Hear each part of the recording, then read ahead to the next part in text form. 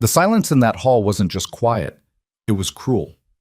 Clara Whitmore stood on the auction stage, her Christmas basket growing heavier in her trembling hands with each passing second. Around her, the entire town of Pine Hollow watched as bid after bid failed to come. They weren't just refusing to buy her basket, they were erasing her. A widow. A woman who'd buried too much. Someone they'd decided was cursed.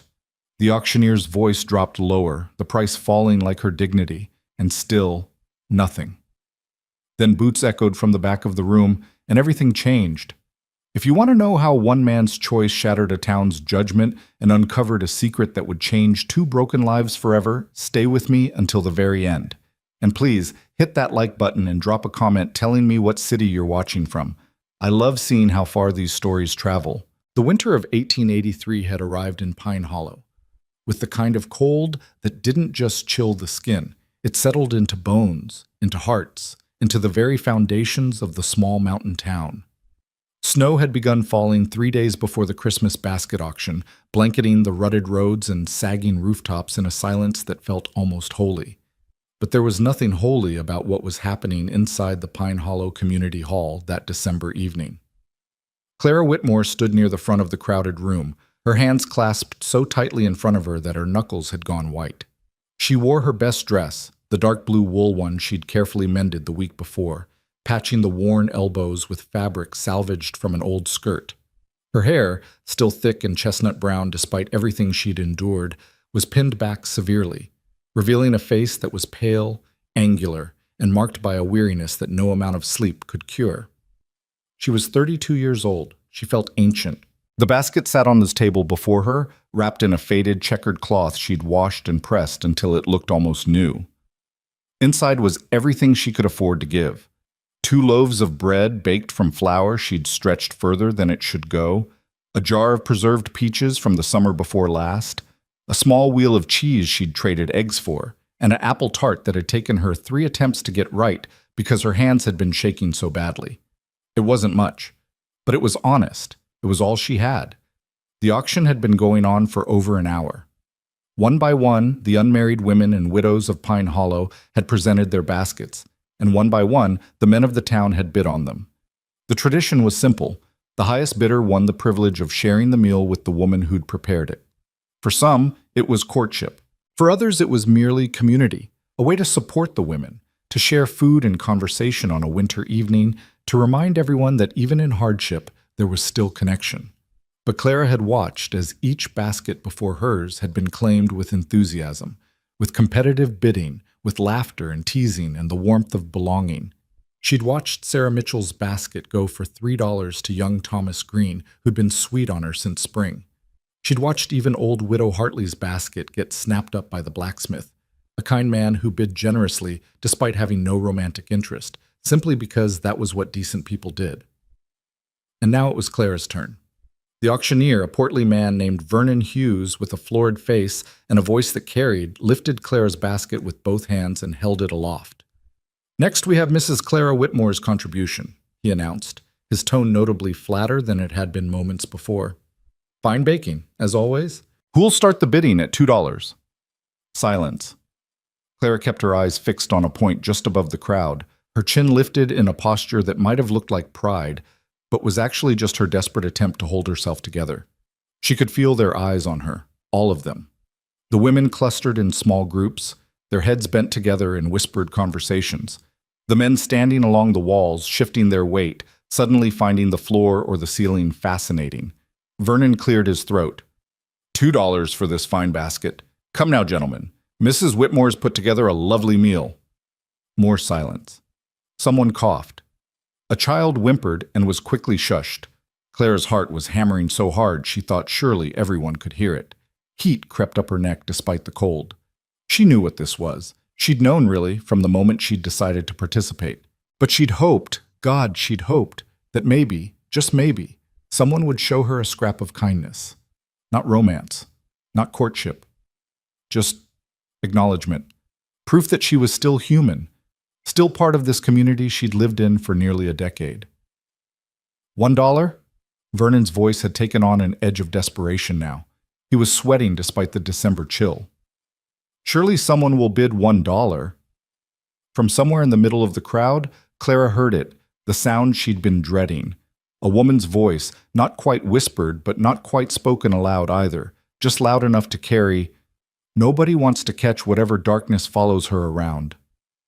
The words hit Clara like a physical blow. Her breath caught, her vision swam, but she didn't move, didn't turn, didn't give them the satisfaction of seeing how deeply it cut, because they'd been saying things like that for 2 years now. Ever since her daughter Grace had died of scarlet fever at age 6, following her husband William's death from a logging accident just 8 months before that. 2 graves in the churchyard, side by side, under a pine tree that shed its needles over the simple wooden crosses Clara couldn't afford to replace with proper stone markers. The town had been sympathetic at first. That's what people did. They brought food, they murmured condolences, they attended the funerals with solemn faces. But sympathy had an expiration date, apparently, especially when grief didn't follow the prescribed timeline, especially when a woman didn't bounce back, didn't remarry quickly, didn't smooth over her tragedy with a brave smile and a fresh start. Instead, Clara had retreated into her small homestead at the edge of town, had continued working her garden and tending her chickens and taking in mending work when she could get it. She'd kept to herself because she didn't have the energy for anything else, because she was barely surviving, because some days the simple act of getting out of bed felt like climbing a mountain, and the town had interpreted her isolation as something darker. Whispers had started, rumors that she'd been a bad wife, a negligent mother, suggestions that maybe William's death hadn't been entirely accidental. Had she pushed him to work when he was too tired? Had she distracted him? And Grace's illness, had Clara really done everything possible to save her, or had she given up too easily? None of it was true. All of it was believed. Vernon was practically pleading now. 50 cents, anyone? This is a Christmas basket auction, gentlemen, the spirit of the season. Some spirits ain't worth invoking, someone muttered from the back, and there was scattered laughter. Clara's hands were shaking. She pressed them harder together, her fingernails digging into her palms hard enough to leave crescents. She could leave. She could simply turn and walk out of this hall, out into the snow, and never come back. Let them have their auction. Let them have their community. Let them congratulate themselves on their charity and their Christian values while they excluded her from both. But her feet wouldn't move, because leaving would be admitting defeat, would be accepting their judgment. And some stubborn part of her, the part that had survived burying her whole family, that had endured 2 years of whispers and isolation, refused to give them that power. Vernon looked at her, and for just a moment, she saw pity in his eyes, which was somehow worse than the cruelty. "Mrs. Whitmore," he said quietly, "perhaps we should— $5. The voice came from the back of the hall, deep and rough and utterly certain. It cut through the murmuring crowd like an axe through kindling, and the entire room went silent. Clara's head snapped up. Vernon's jaw dropped. 200 people turned as one. Standing just inside the doorway, snow still melting on the shoulders of his heavy canvas coat, was Elias Crow. He was a tall man, broad through the shoulders, with dark hair that needed cutting and a beard that was more practical than fashionable. His face was weathered, lined around the eyes and mouth in the way of men who spent most of their time outdoors. He was somewhere in his 40s, Clara wasn't sure exactly, and he lived alone in a cabin about 5 miles up the mountain where he worked as a trapper and trader, bringing furs and timber down to sell when he needed supplies. He came to town perhaps once a month. He spoke to almost no one. He'd never attended a social function in all the years Clara had lived in Pine Hollow. And now he was standing in the doorway of the community hall, his hand raised, offering $5 for her basket. $5. More than anyone else had paid that entire evening. Vernon found his voice first. "Mr. Crow, that is, $5, you said?" $5. Elias moved forward through the crowd, which parted before him like water around a stone. His boots left wet prints on the wooden floor. His eyes, dark brown, almost black in the lamplight, were fixed on Clara's basket, not on Clara herself. "That's what I bid." "Well, that's very generous," Vernon stammered. He looked around the room, as if hoping someone might challenge the bid, might restore some normalcy to the situation.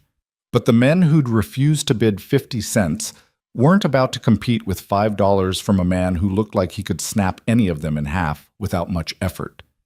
Vernon lifted his gavel. $5. Going once? Going twice? He paused, giving one last chance for intervention that didn't come. Sold! To Mr. Elias Crow! The gavel came down with a crack that seemed to echo forever. Clara couldn't breathe, couldn't think, couldn't process what had just happened. She watched as Elias reached the front of the room, pulled a worn leather wallet from his coat, and counted out $5 silver onto Vernon's waiting palm. Each coin clinked against the next with a finality that made Clara's stomach tighten.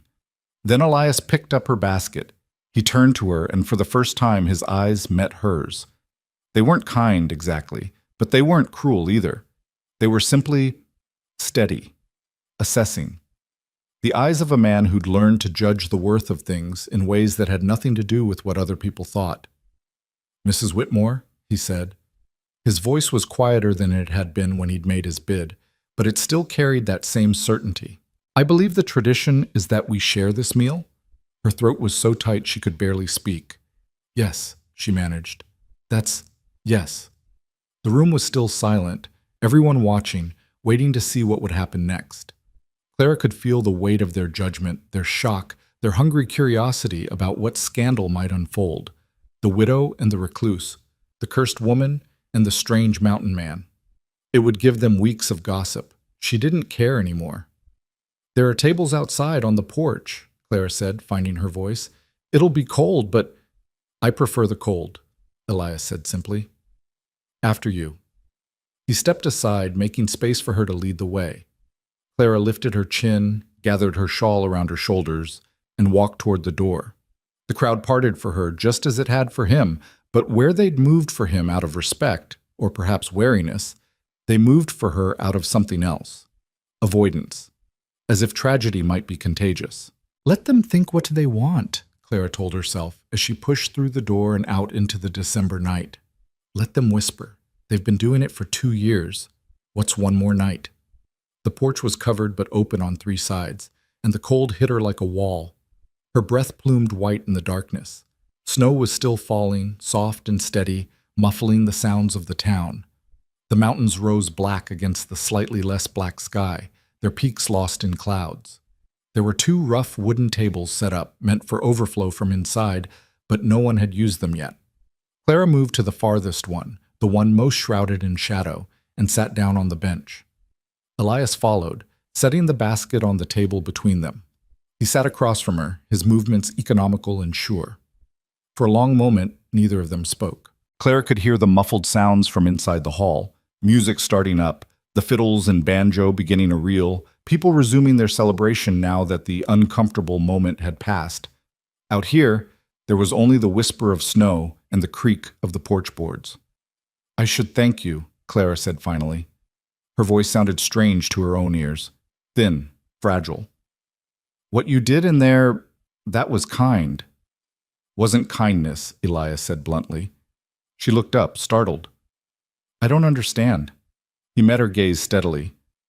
"Kindness is doing something for someone else's benefit. I didn't bid on your basket to save you embarrassment, Mrs. Whitmore. I bid on it because I wanted to." Clara blinked. "Wanted to?" "Been watching you for a while now." He said it matter-of-factly, as if he were commenting on the weather. "When I come to town, you're at the mercantile sometimes, or the post office. I've seen you working in your garden when I pass by on the road." A chill that had nothing to do with the cold ran down Clara's spine. You've been watching me?"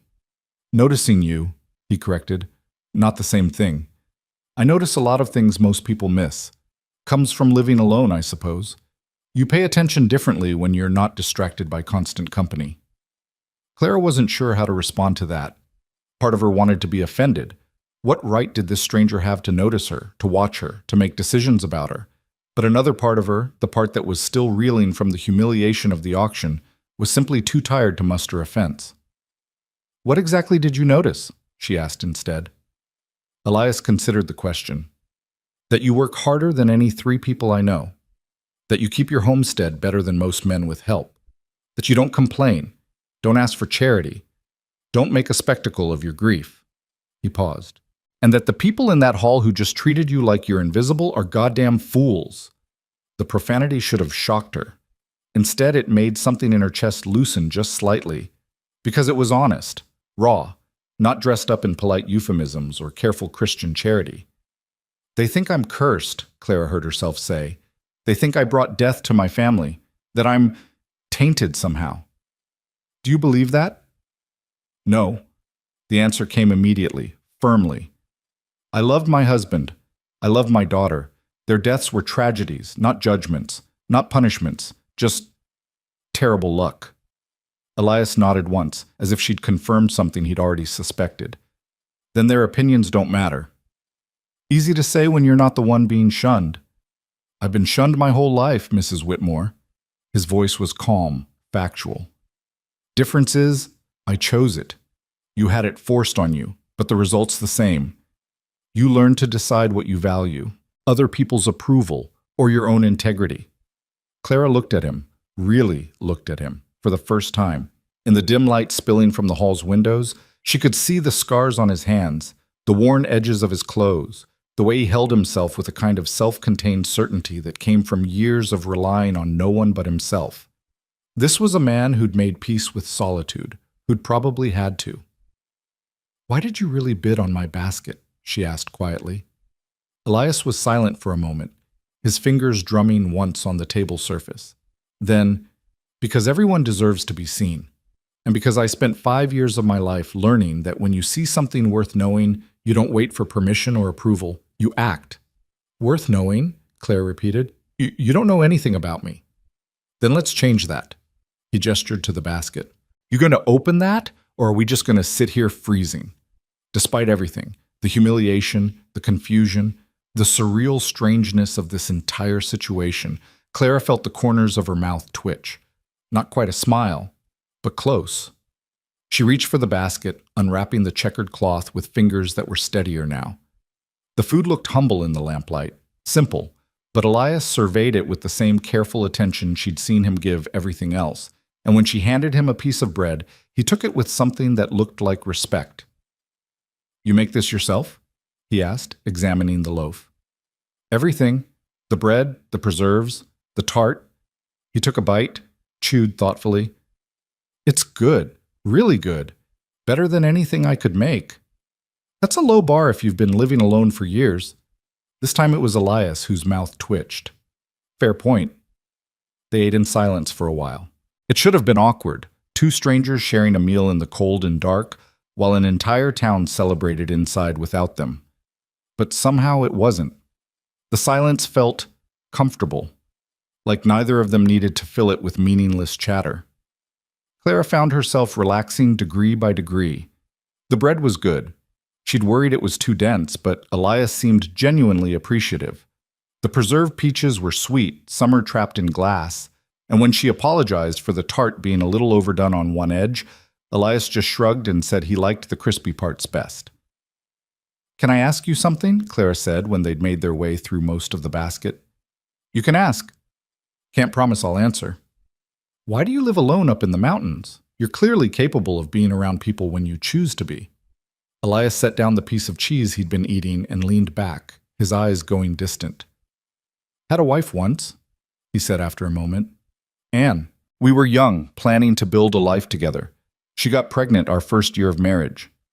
Clara's breath caught. Past tense. The way he said it told her everything.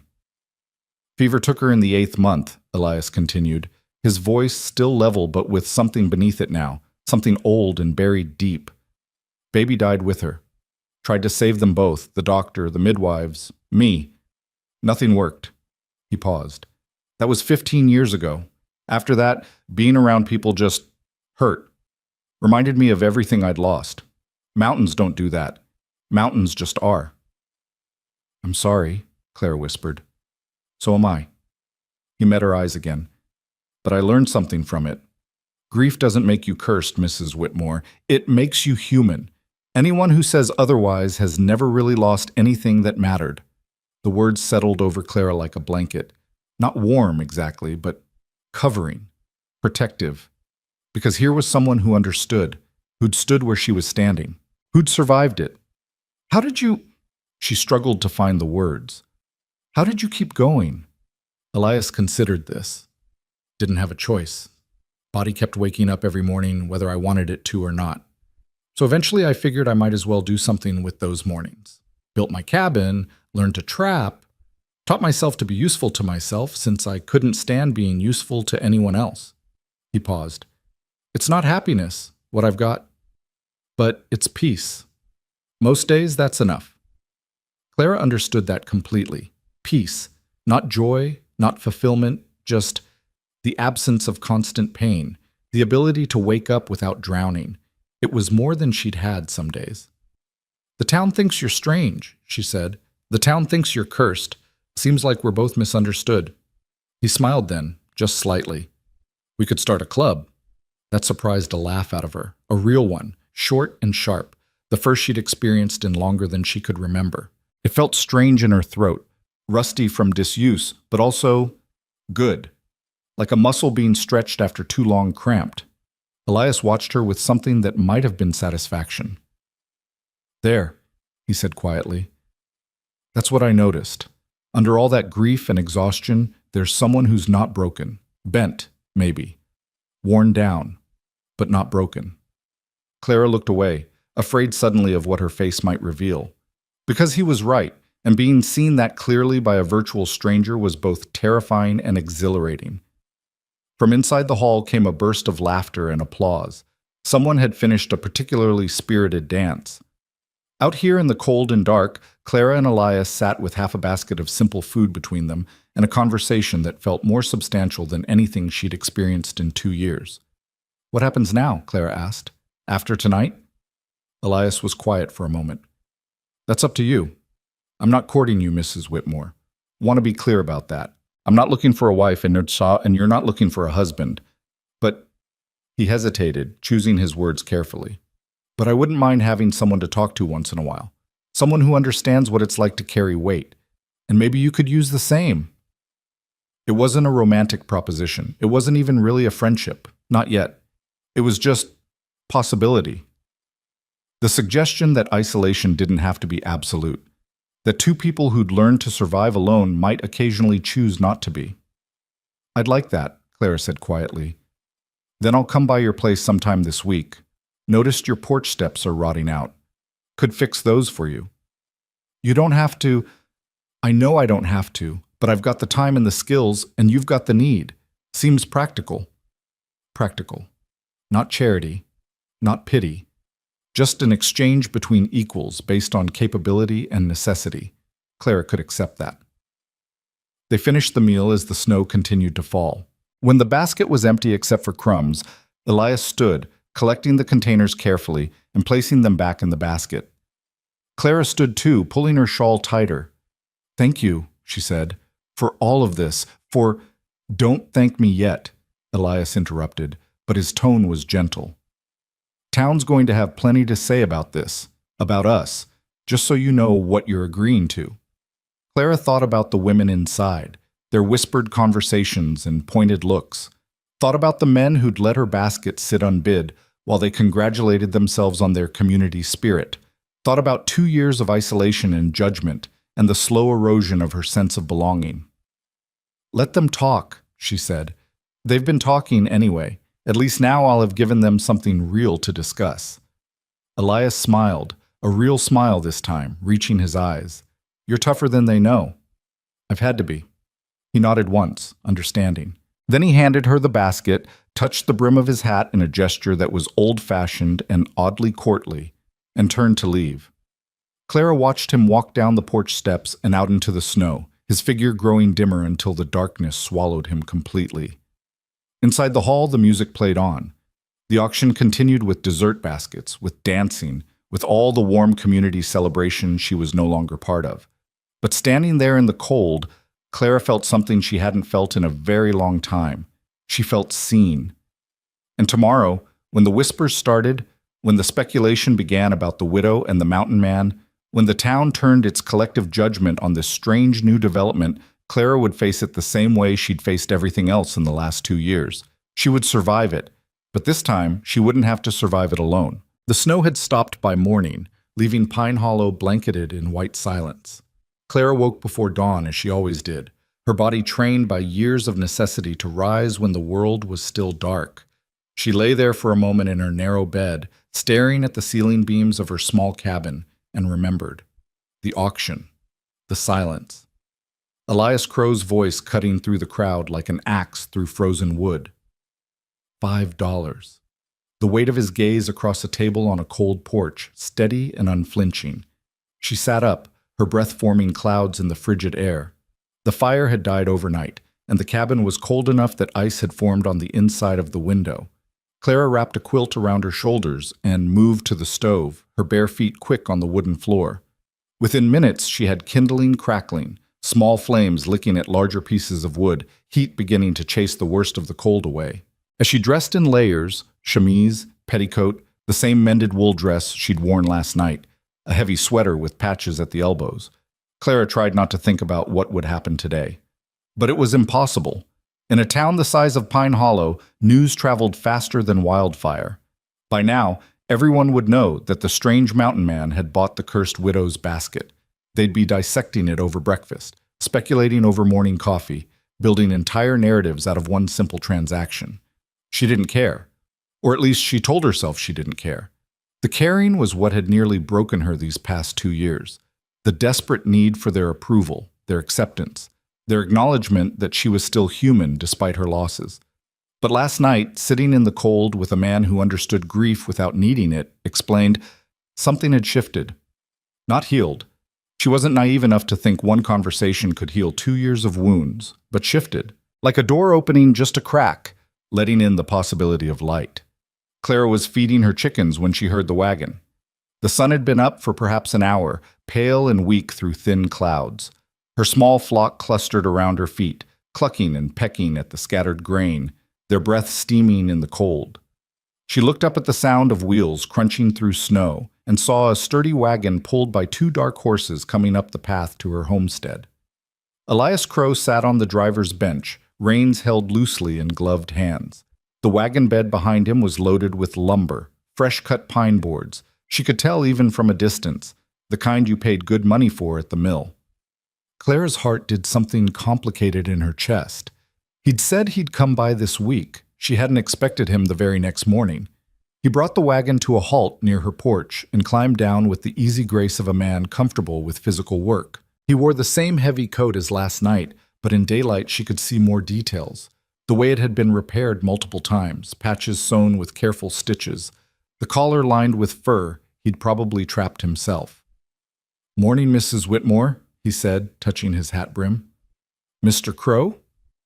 Clara scattered the last of the grain and brushed her hands on her apron.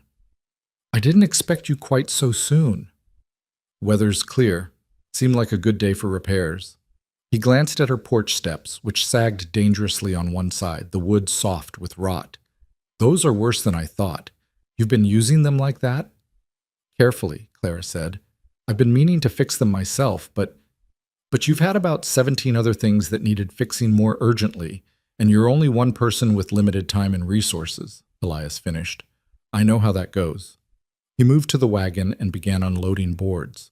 Clara watched for a moment, then set down her grain bucket and moved to help. Elias glanced at her but didn't protest, just adjusted his grip so she could take the other end of a long plank. They worked in silence, carrying lumber to the porch. The wood was good quality, and Clara's conscience pricked. "How much do I owe you for the materials?" "Nothing." "Mr. Crow, I can't just—" "You can, and you will."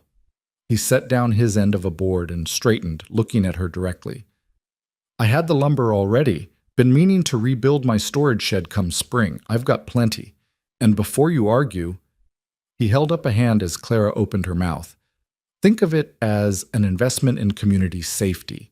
Those steps give way while you're carrying something heavy, you break your neck, and then I'd feel obliged to attend your funeral. I don't like funerals." The bluntness of it should have been offensive. Instead, Clara found herself fighting a smile. "That's remarkably pragmatic reasoning. I'm a remarkably pragmatic man." He pulled a tool belt from the wagon and buckled it around his waist. "You have coffee?" "I do." "Then go make some while I work. I'll be here a few hours." Clara wanted to protest, to insist on helping, but she recognized the set of his shoulders. This was a man who'd decided on a course of action and wouldn't be swayed. So she went inside, built up the fire, and put coffee on to boil. Through the window, she watched Elias work. He moved with the efficiency of someone who'd done this kind of work 1,000 times. First, he pried off the old steps, examining each piece of rotted wood with the same careful attention he'd given her bread last night. Then he measured, marked, and began cutting new supports. His movements were economical, no wasted motion, every action purposeful. By the time Clara brought out 2 tin cups of strong black coffee, the framework for new steps was already taking shape. Elias accepted the cup with a nod of thanks and drank half of it in one long swallow, apparently unbothered by the scalding temperature. "You do good work," Clara observed, standing on the porch above him.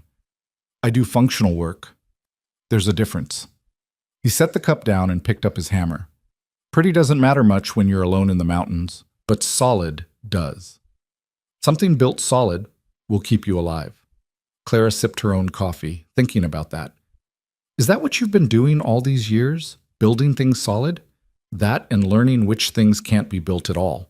Which things you just have to accept as broken and work around them. The words hung in the cold air between them, heavy with meaning that had nothing to do with carpentry. Clara understood exactly what he meant. There were parts of her that would never be unbroken. The part that had been William's wife. The part that had been Grace's mother. Those pieces had died with them. She'd had to learn to function despite their absence, to build a life around the holes they'd left. "Does it get easier?" she asked quietly. "The working around?" Elias drove a nail with 3 precise strikes before answering. "Not easier, more familiar. You learn where the edges are, how to navigate without falling in." He glanced up at her. "But you already know that. You've been doing it for 2 years. Not very well. You're still here, still standing. That's well enough." A wagon rattled past on the main road, about 100 yards from Clara's property. She saw Mrs. Henderson driving it and watched as the older woman's head swiveled to stare at the scene before her. Clara on her porch, Elias working on her steps. His wagon parked in her yard like he belonged there. Mrs. Henderson's eyes went wide, and she snapped the reins, hurrying her horse along faster than necessary. "Here we go," Clara murmured. Elias followed her gaze and shrugged. "Let her look. Free country. She'll tell everyone she knows by noon. She'll tell them what she saw, a man fixing some steps. The rest is just stories they tell themselves." He selected another board and positioned it carefully. "You worried about what they'll say?" Clara thought about that. "I spent 2 years being worried about what they'd say, what they'd think, trying to be invisible enough that they'd stop noticing me, stop judging me, stop whispering when I walk by." She paused. "I don't think I have the energy to worry anymore." "Good." Elias drove another nail home. "Worry's exhausting. Better to just live and let them catch up when they're ready." They fell into a comfortable rhythm after that. Clara went back inside and worked on her mending. A pile of shirts and trousers from families in town who still gave her work because her stitches were neat and her prices were low, even if they wouldn't speak to her at church. Through the window, she watched Elias transform her dangerous, rotting steps into something solid and new. He worked steadily for 3 hours, pausing only to drink more coffee when Clara brought it out. By midday, the steps were finished, 6 sturdy treads and 2 landings, all level and square, the wood plane smooth so there'd be no splinters. Elias tested each one, bouncing his considerable weight on them before nodding with satisfaction. "That'll hold," he said. "Give the wood a few days to settle, then you'll want to seal it before the next snow. You have linseed oil?" "A little. I'll bring more when I come back." Clara descended the new steps slowly, marveling at how solid they felt under her feet. No creaking, no shifting, no wondering if today would be the day they finally gave way. "When will you come back?" Elias was packing his tools into the wagon. "Noticed your chicken coop has a hole in the roof. Rain gets in there, you'll lose birds to sickness. Figured I'd patch it next time. Maybe day after tomorrow if the weather holds." "Mr. Crow, you don't need to—" He turned to face her fully, his expression serious.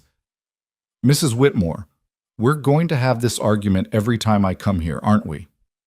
"Probably." Then let's settle it now. I live alone. I work when I want, on what I want. Right now, what I want is to fix things that need fixing for someone who can't do it all themselves. Not because you're helpless, you're clearly not, but because everyone needs help sometimes, and you've been too proud or too isolated to ask for it. He softened slightly. Let me do this. Not as charity, as friendship, or whatever we're calling this. Friendship. The word felt foreign in Clara's mouth, strange after 2 years of isolation, but it also felt like possibility. On one condition, she said. Elias raised an eyebrow. What's that? You let me feed you while you work. I've got stew on, and biscuits. You've been working for hours. You must be hungry. He considered this. That seems fair. They ate inside at Clara's small kitchen table.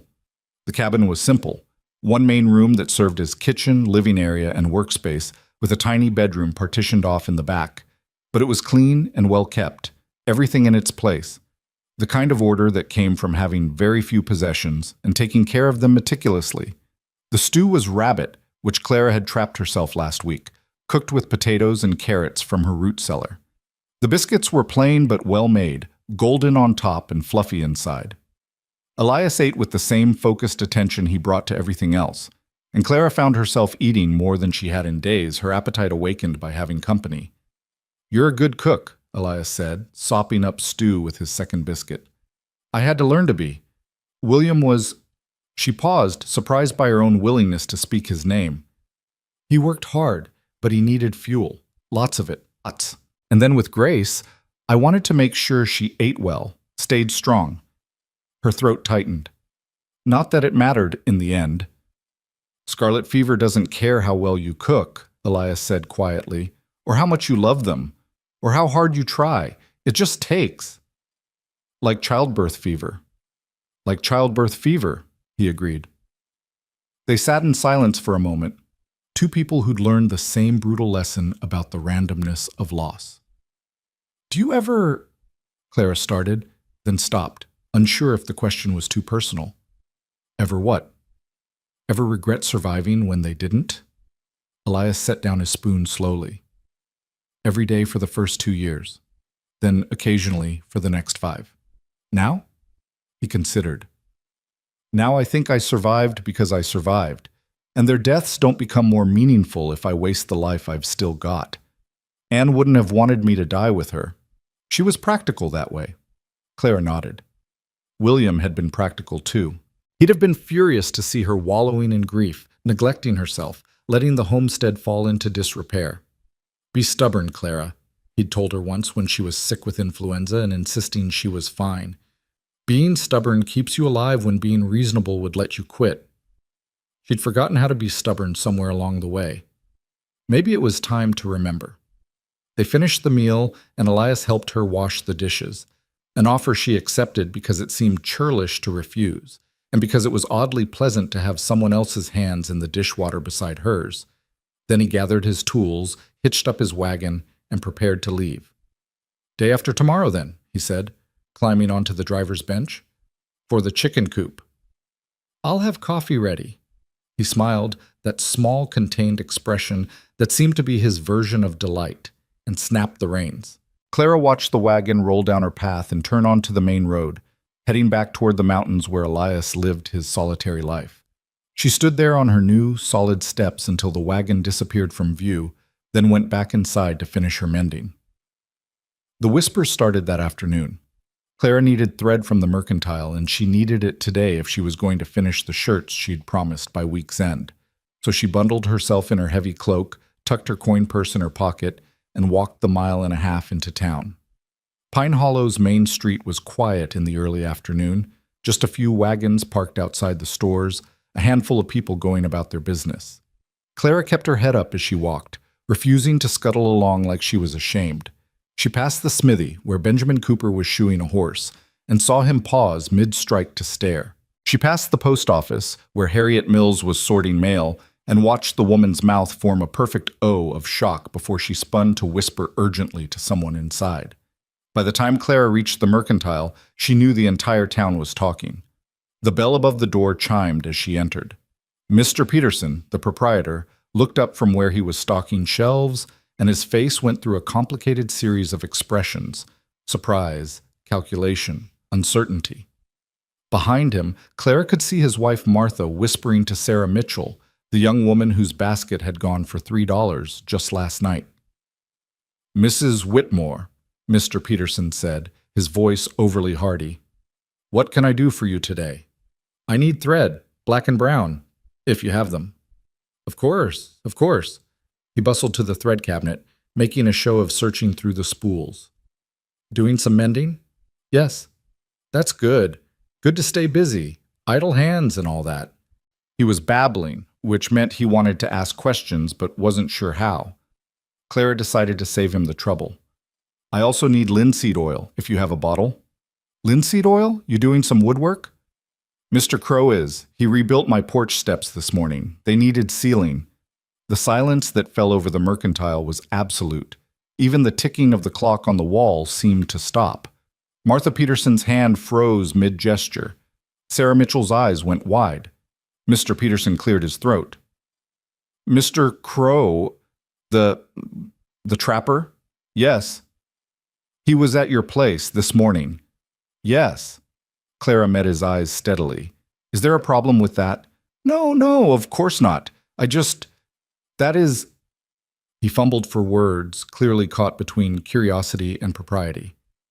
"It's just unusual, that's all. Mr. Crow doesn't usually involve himself in town affairs." "My porch steps needed fixing. He had the skills and materials. It seemed practical."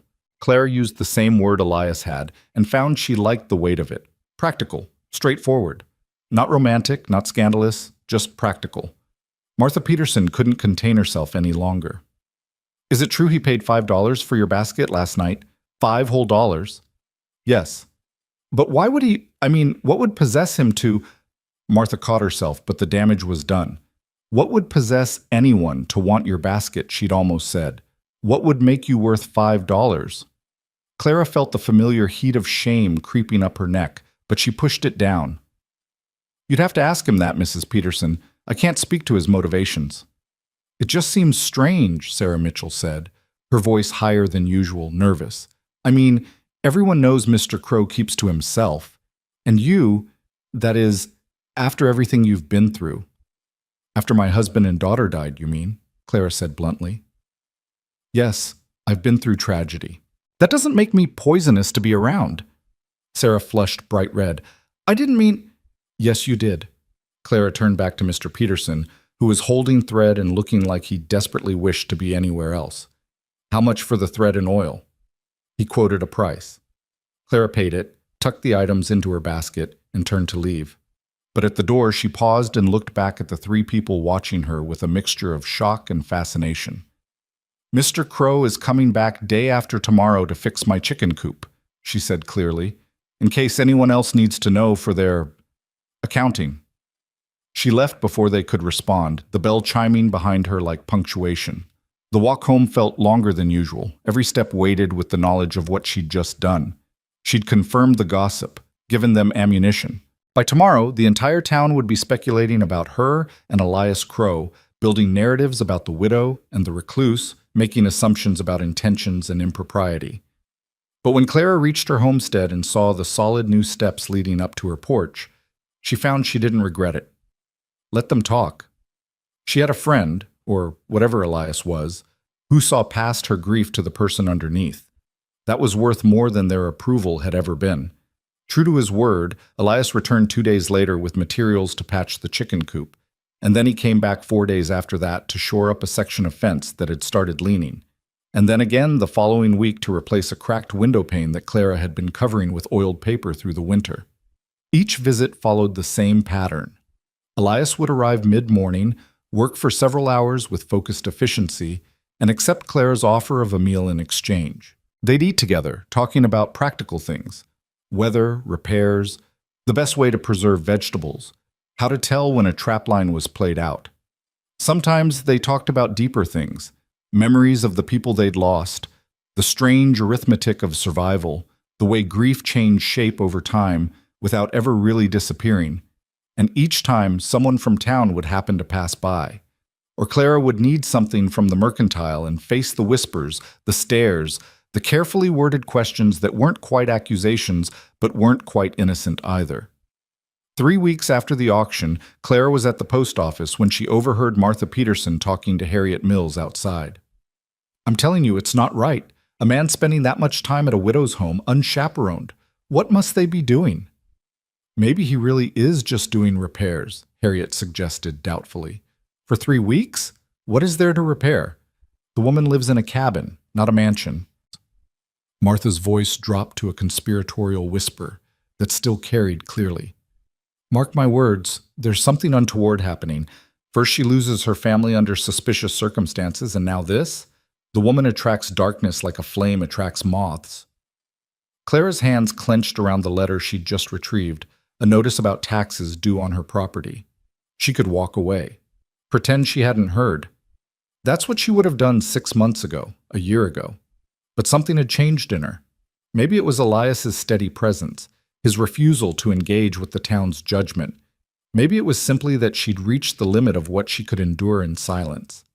She stepped outside and both women startled like guilty children. "Mrs. Peterson," Clara said calmly. "Mrs. Mills, I couldn't help but overhear your conversation." Martha flushed but lifted her chin defiantly. "We were just expressing concern, Mrs. Whitmore, for your reputation." "My reputation?" Clara let the words sit in the cold air.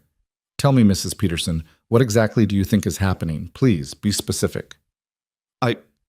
That's not... You can't expect me to, because if you're suggesting that Mr. Crow's kindness in helping a neighbor with necessary repairs is somehow improper, I'd like to hear you say it plainly.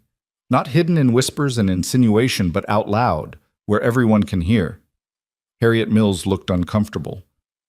"Clara, we don't mean any harm." "Don't you?" Clara turned to her. "Then why have you been crossing the street to avoid me for 2 years?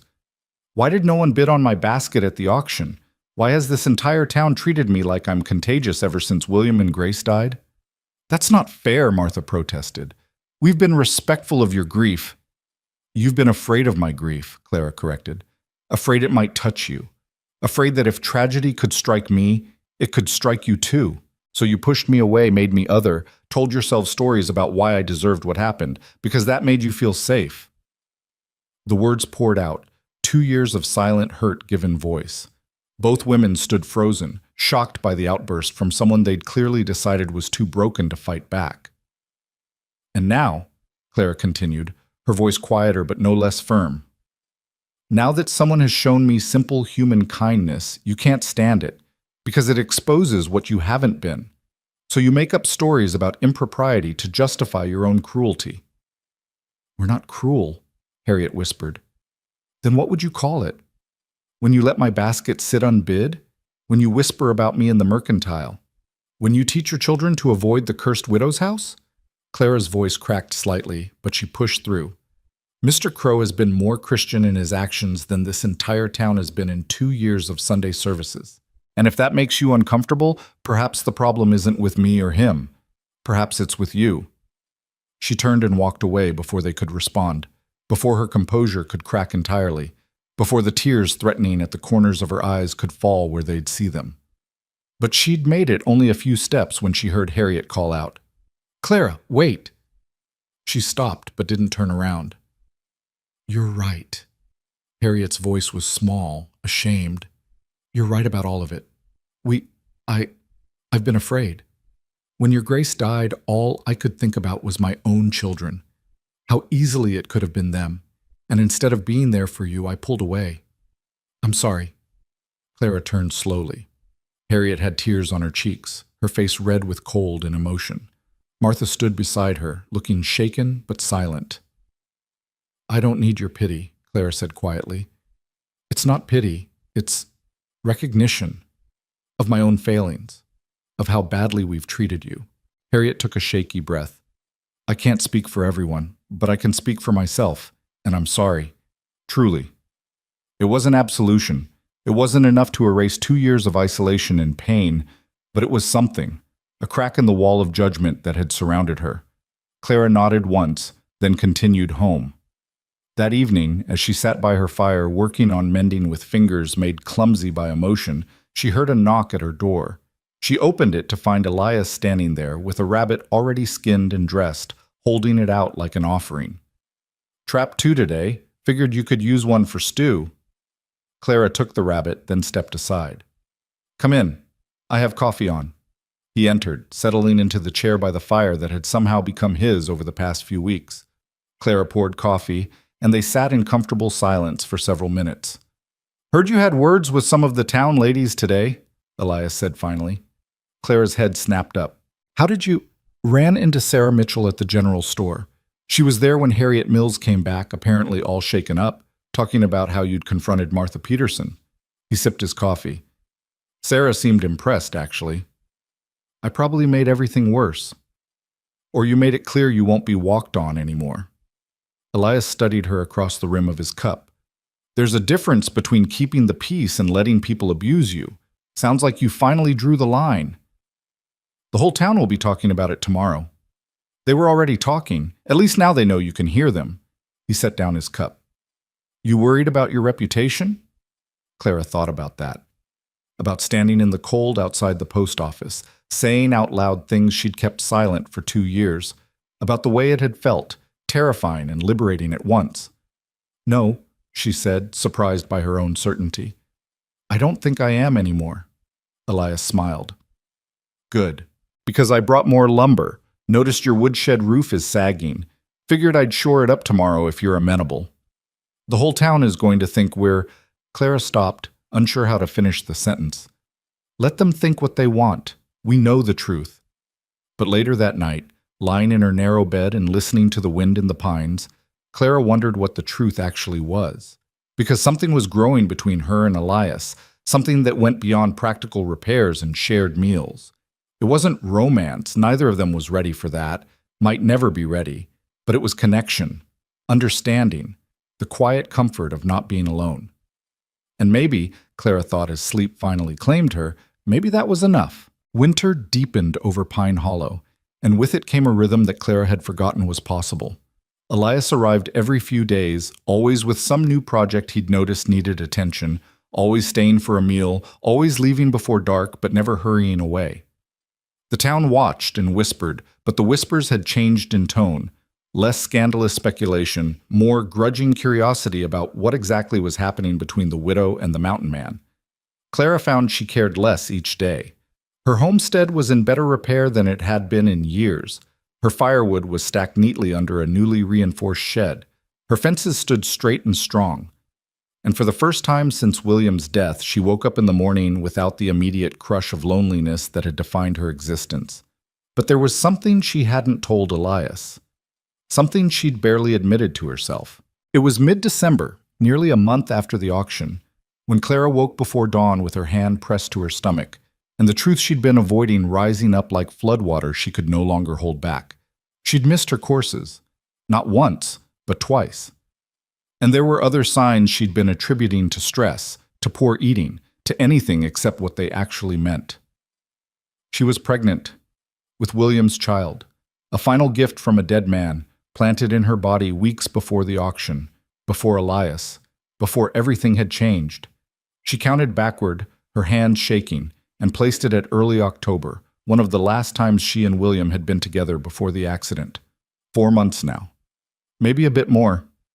Far enough along that there was no mistaking it, no pretending it might be something else.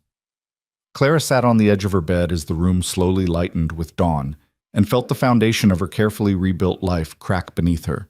She was pregnant, unmarried, in a town that had already judged her harshly for lesser sins, with a child who would be branded illegitimate unless she could prove— but how could she prove anything? William had been dead for over 2 years. No one would believe her. They'd assume the worst, that Elias was the father, that their practical friendship had been a lie covering something sordid, that Clara was exactly the kind of woman they'd always suspected her of being. And Elias, what would he think? He'd been so clear that he wasn't courting her, that this was friendship built on mutual understanding of loss. How could she tell him she was carrying another man's child? What would he do? Would he disappear back into his mountains, wanting nothing to do with her complications? Would he look at her differently, see her as a problem rather than a person? The question spun in her mind like a storm she couldn't escape. She made it through the morning mechanically, feeding chickens, starting a fire, making coffee she couldn't stomach drinking. Her hands moved through familiar tasks while her mind raced ahead, trying to calculate how long before it became visible, how long before she had to make decisions, how long before the town noticed and the whispers became shouts. She was sitting at her kitchen table staring at nothing when she heard Elias's wagon. Panic seized her throat. She wasn't ready, hadn't prepared what to say, how to act, whether to tell him now or wait, or maybe never tell him at all and just let him discover it when everyone else did.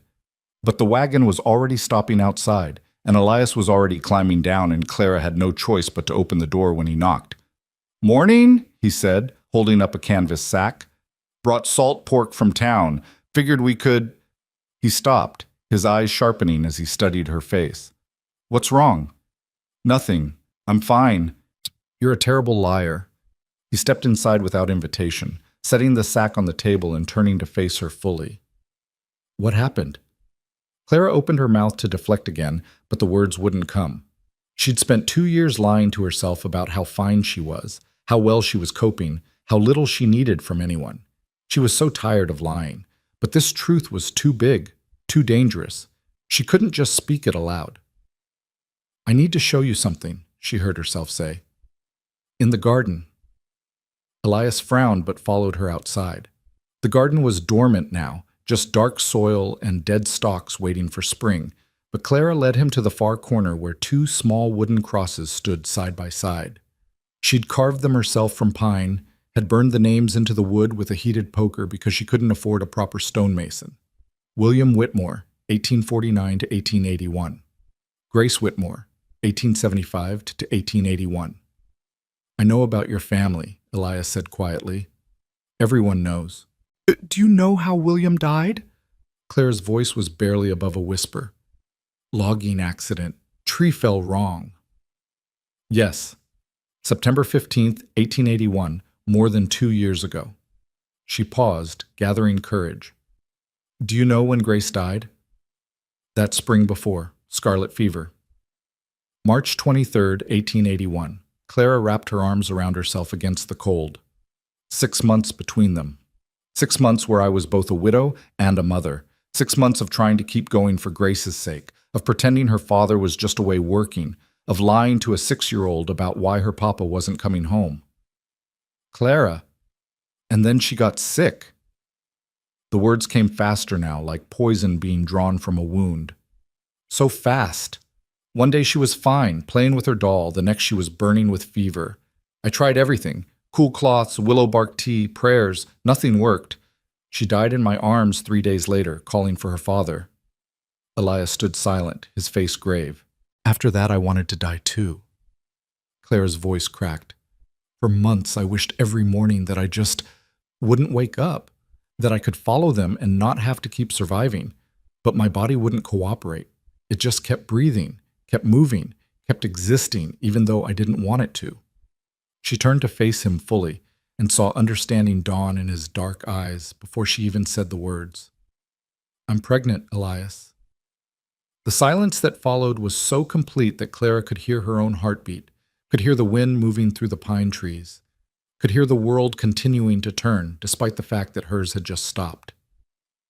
Elias's face went carefully blank, the way faces do when people are trying to process something that doesn't make sense. "You're... how far along?" 4 months. Maybe a little more." His eyes dropped to her stomach, still flat under her heavy dress and apron, then back to her face. "William's child." "Yes." The word came out fierce, defensive. "From before he died. I didn't know. I thought, after Grace died, I wasn't eating well, wasn't sleeping. My courses stopped and I just assumed it was grief. But then they never came back and I started feeling sick in the mornings. And She stopped, swallowing hard. "I only realized for certain a few days ago." Elias took a step back, his hand coming up to run through his hair. It was the most unsettled Clara had ever seen him, and fear twisted in her gut. This was it.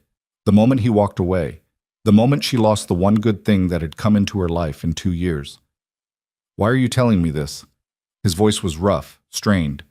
Because I don't know what to do. The confession tumbled out. Because the whole town is already talking about us. And when they see I'm pregnant, they're going to assume it's yours. And you're going to be dragged into a scandal that has nothing to do with you. Because I'm terrified.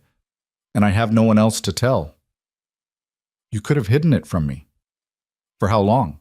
Until it became obvious, until everyone was talking about it, and you heard it from someone else? Clara shook her head. You've been honest with me from the start. I owed you the same. Elias turned away, staring out at the mountains rising in the distance. Clara watched the muscles in his jaw work, watched him process information that she knew must feel like a betrayal, even though she'd done nothing wrong. When he finally spoke, his voice was low and controlled. What do you want from me? The question felt like a knife. Nothing. I'm not asking you for anything. I thought you should know. Before everyone else figures it out. Before the gossip starts. The gossip already started the night I bought your basket. He turned back to face her, and his expression was unreadable. This will just give them better material. I know, and I'm sorry. I never meant to drag you into this. Into what? Your life? Something flickered across his face. Anger, maybe, or hurt. You think I've been coming here because I felt sorry for you? Fixing your porch and your fences out of charity? I don't know why you've been coming here, Clara said honestly. You said it wasn't courtship. You said we were just friends. People helping each other. And now you're pregnant with another man's child. He said it flatly, as if testing how the words sounded. Your dead husband's child. Yes. And when the town sees, they're going to assume the worst. Yes. They're going to call you a whore. They're going to say you and I have been... He stopped, seeming unable to finish the sentence. Yes? Clara's voice was barely audible. And they're going to call you worse things. For being involved with me. For being seen with me. For whatever they think we've been doing. Elias was quiet for a long moment, his gaze fixed on something distant. When he spoke again, his voice was different. Not angry or hurt, but considering. Tell me something. When were you planning to tell them the truth? About when the child was conceived? I don't know if they'd believe me. That's not what I asked. Would you tell them? Clara thought about that. About standing in front of the town and explaining that she was pregnant with her husband's child despite him being dead for over 2 years. About the mathematics they'd do, the eyebrows they'd raise, the skepticism they'd voice. About how easily they'd dismiss her story as a convenient lie. I'd try, she said finally, but I don't think it would matter. They've already decided who I am. Then what's your plan? Have the baby and raise it alone while everyone whispers? I don't have a plan. The admission felt like defeat. I can barely keep myself fed and sheltered. How am I supposed to raise a child? How am I supposed to work when I'm heavily pregnant? How am I supposed to... She stopped, her throat closing around tears she refused to shed. Elias stepped closer, and for a wild moment Clara thought he might embrace her. But he stopped just out of reach, his expression still unreadable. You asked me once how I kept going after Anne and the baby died. You remember what I told you? That you didn't have a choice. That your body kept waking up. That's part of it. But there's more. He paused. I also told myself that Anne wouldn't have wanted me to die with her. That she'd have wanted me to live, even if living hurt, even if it meant being alone. Clara didn't understand where this was going, but she waited. This child, Elias continued, is William's legacy. Part of him that's still here, still alive. You really think he'd want you to face this alone? To struggle and suffer because you're too proud to accept help? It's not pride. It's exactly pride. The same kind that made you show up at that auction even though you knew no one would bid. The same kind that keeps you from asking for help even when you're drowning. His voice softened slightly. But pride doesn't keep children fed, Clara. Pride doesn't rebuild barns or deliver babies or protect you from gossip. What are you saying? Elias took a breath and Clara saw something shift in his expression, a decision being made in real time. I'm saying that I lost a wife and a child, that I spent 15 years avoiding anything that might make me feel that kind of pain again, that I swore I'd never let myself care about anyone enough to be destroyed when they left. Clara's heart was pounding so hard she felt dizzy. And then I saw you standing in that hall with your basket, being treated like you were nothing, and something in me broke open.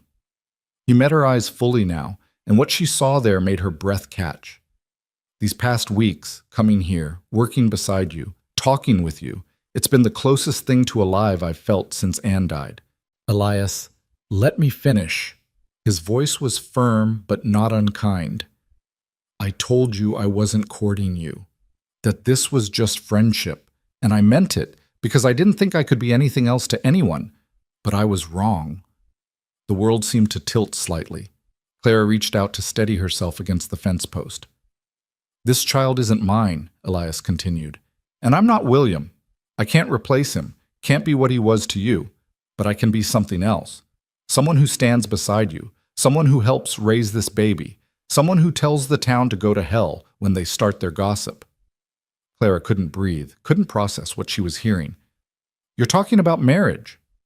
I'm talking about choice. He stepped closer, close enough now that she could see the silver threading through his dark beard, the lines around his eyes, the scar on his left cheekbone she'd never asked about. I'm choosing to be here, not out of obligation, not out of pity, but because I want to be, because you're worth choosing. Tears were streaming down Clara's face now, hot against her cold cheeks. The town will say terrible things about both of us. They'll say I trapped you, that the baby is yours, that we've been lying all along. Let them say it. We'll know the truth. But you'll be bound to me, to a child that isn't yours, for the rest of your life.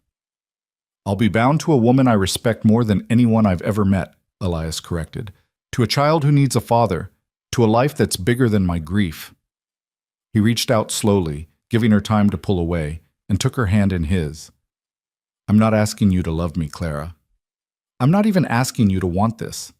I'm just asking you to let me stand with you, to face whatever comes next together instead of alone. Clara stared at their joined hands, his scarred and calloused from years of hard work, hers smaller but equally worn. She thought about William, about the love they'd shared and lost. She thought about Grace, about the daughter she'd never stopped grieving. She thought about the child growing inside her, William's last gift, precious and terrifying in equal measure. And she thought about Elias, this strange, solitary man who'd bought her basket when no one else would, who'd rebuilt her porch and her fences and somehow, piece by piece, had started rebuilding her too. I don't love you, she said, her voice breaking. I know. I still love William. I probably always will. I know that too. His grip on her hand tightened slightly. Anne's been gone 15 years and I still love her. Love doesn't die just because people do. But it also doesn't mean we can't build something new alongside it. What if I can't be a wife to you? Not in all the ways that means. Then we'll figure that out as we go. There's no rules that say a marriage has to look a certain way. He paused. Plenty of people marry for reasons that have nothing to do with romance. Land, money, companionship. Why can't we marry for survival and mutual respect? That sounds cold. It sounds honest. Elias studied her face. I'd rather have an honest partnership with you than a dishonest romance with anyone else. Clara closed her eyes, trying to think clearly through the chaos in her mind. This was insane. They barely knew each other. They'd only been, whatever they were, for a month. Marriage was supposed to be about love, about passion, about choosing someone because you couldn't imagine life without them. But she'd had that with William, and he was gone. And what Elias was offering wasn't a replacement for that. It was something entirely different. A partnership. An alliance. Two people who understood loss choosing to face the future together rather than alone. The baby, she said, opening her eyes. You'd claim it as yours? I'd claim it as ours. Yours and mine, regardless of who planted the seed.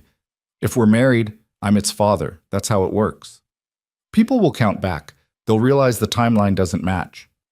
So we tell them the baby came early, or we don't tell them anything at all. It's not their business. What if, Clara's voice dropped to a whisper, what if something goes wrong? What if I lose this baby like you lost yours? The pain that crossed Elias's face was sharp and immediate, but he didn't look away.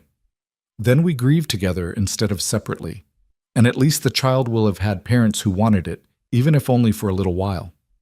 The simplicity of it, the raw honesty, broke something loose in Clara's chest. She'd been so afraid of burdening him, of trapping him, of making him responsible for her disasters. But he was choosing this. Eyes open, fully aware of the risks, he was choosing her. "Why?" she whispered. "Why would you do this?" Elias was quiet for a moment, and when he spoke, his voice was softer than she'd ever heard it. "Because I'm tired of being alone. Because I see who you are underneath the grief and the fear, and I like what I see. Because that baby deserves to grow up with two parents who will fight for it." He paused. "And because when I bought your basket that night, it wasn't just to save you from embarrassment. It was because I saw someone worth knowing, and everything since has just confirmed that I was right." Clara realized she was still crying, tears making cold tracks down her face. But they weren't tears of despair anymore. They were something more complicated, grief and hope and terror and gratitude all mixed together in a knot she couldn't untangle. "If we do this," she said slowly, "if we marry, I need you to understand something." "What's that?" "I can't promise you happiness. I can't promise to be the wife you might have dreamed of. I'm broken in ways that might never heal, and this baby is going to make everything more complicated." She swallowed hard. "But I can promise honesty, loyalty, respect, and I can promise to try. To build something with you that's real, even if it's not conventional. That's all I'm asking for." "Then yes." The word came out stronger than she expected. "Yes, I'll marry you." Something shifted in Elias's expression. Not quite a smile, but a softening, a settling, like a puzzle piece finding its place. He raised her hand and pressed it briefly to his lips, a gesture that was formal and oddly old-fashioned and entirely appropriate. "We should do it soon," he said practically. "Before you start showing. Less ammunition for gossip." "How soon?" "End of the week if we can arrange it. I'll talk to Pastor Williams tomorrow." Clara nodded, her mind already racing ahead. "People are going to ask questions. Why the rush? Why now?" "Let them ask. We don't owe them answers." He released her hand and stepped back, becoming businesslike. "You'll need to pack your things. Move up to my place, unless you'd rather I move here. Your cabin is bigger, better built." Clara looked around at her small homestead, at the place she'd shared with William and Grace. Leaving it felt like abandoning their ghosts, but staying felt like clinging to a past she could no longer inhabit. "I'll bring what I need. We'll bring everything you want, furniture, belongings, anything that matters." Elias paused. "This is your home too, our home. You get to shape it however you need to." The kindness of it, the thoughtfulness, made Clara's throat tight again. "I don't know how to do this. How to be married to someone I'm not in love with." "Neither do I. We'll figure it out as we go." He turned toward the house, then stopped. "Clara?" "Yes?" "That child you're carrying, William's child. I'm going to love it. I want you to know that. Not as a substitute for the one I lost, but as its own person. Our child, regardless of blood." Clara pressed her hand to her stomach, to the small life growing there that she'd been too terrified to acknowledge as real. "I believe you." "Good, because we're going to need to tell people soon, and I want us to be united when we do. No cracks they can exploit." "When should we tell them? About the baby?" Elias considered. "After the wedding, once you're legally my wife, then it's just an announcement, not a scandal. They'll still count back, still speculate. Let them. We'll have each other to weather it." He reached the door and turned back one more time. "You should rest. This has been a hell of a morning. I'll come back tomorrow with details about the wedding." Clara watched him leave, watched his wagon roll down the path and disappear around the bend. Then she sank onto her new porch steps, the ones he'd built just weeks ago, and let the reality of what had just happened wash over her. She was getting married, to a man she'd known for barely a month, a man who was agreeing to raise another man's child as his own, a man who'd looked at her pregnant, terrified, and drowning, and had chosen to dive in anyway. It wasn't a fairy tale, it wasn't a love story, at least not the kind she'd had with William, but it was real, solid. Two people making a deliberate choice to face the world together rather than alone. And maybe, Clara thought as she finally stood and went inside to stare at the belongings she'd need to pack, maybe that was enough. Maybe survival and partnership and mutual respect were their own kind of love. Different from romance, but no less valuable.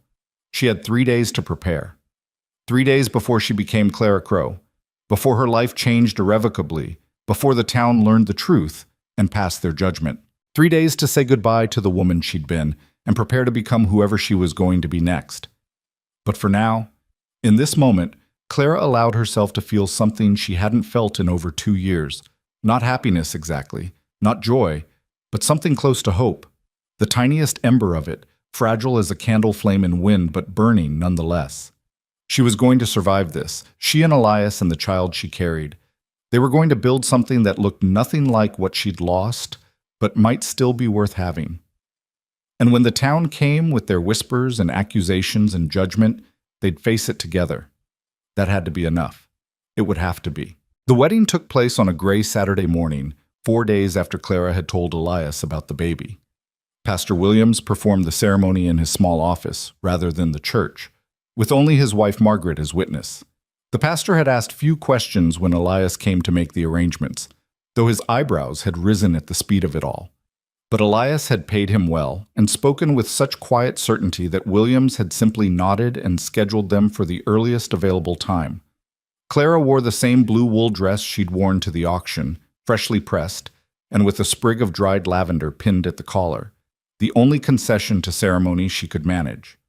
Elias wore a clean shirt and his best coat, his beard freshly trimmed, his dark hair combed back though it kept falling forward. They stood side by side before the pastor, their hands joined, and spoke vows that felt both momentous and surreal. I, Clara Ann Whitmore, take you, Elias John Crow, to be my lawfully wedded husband. The words felt strange in her mouth. Not wrong, exactly, but weighted with implications she was still trying to understand. This was nothing like her wedding to William, which had been full of flowers and music and her mother crying happy tears in the front pew. This was practical, stripped down to its essential elements.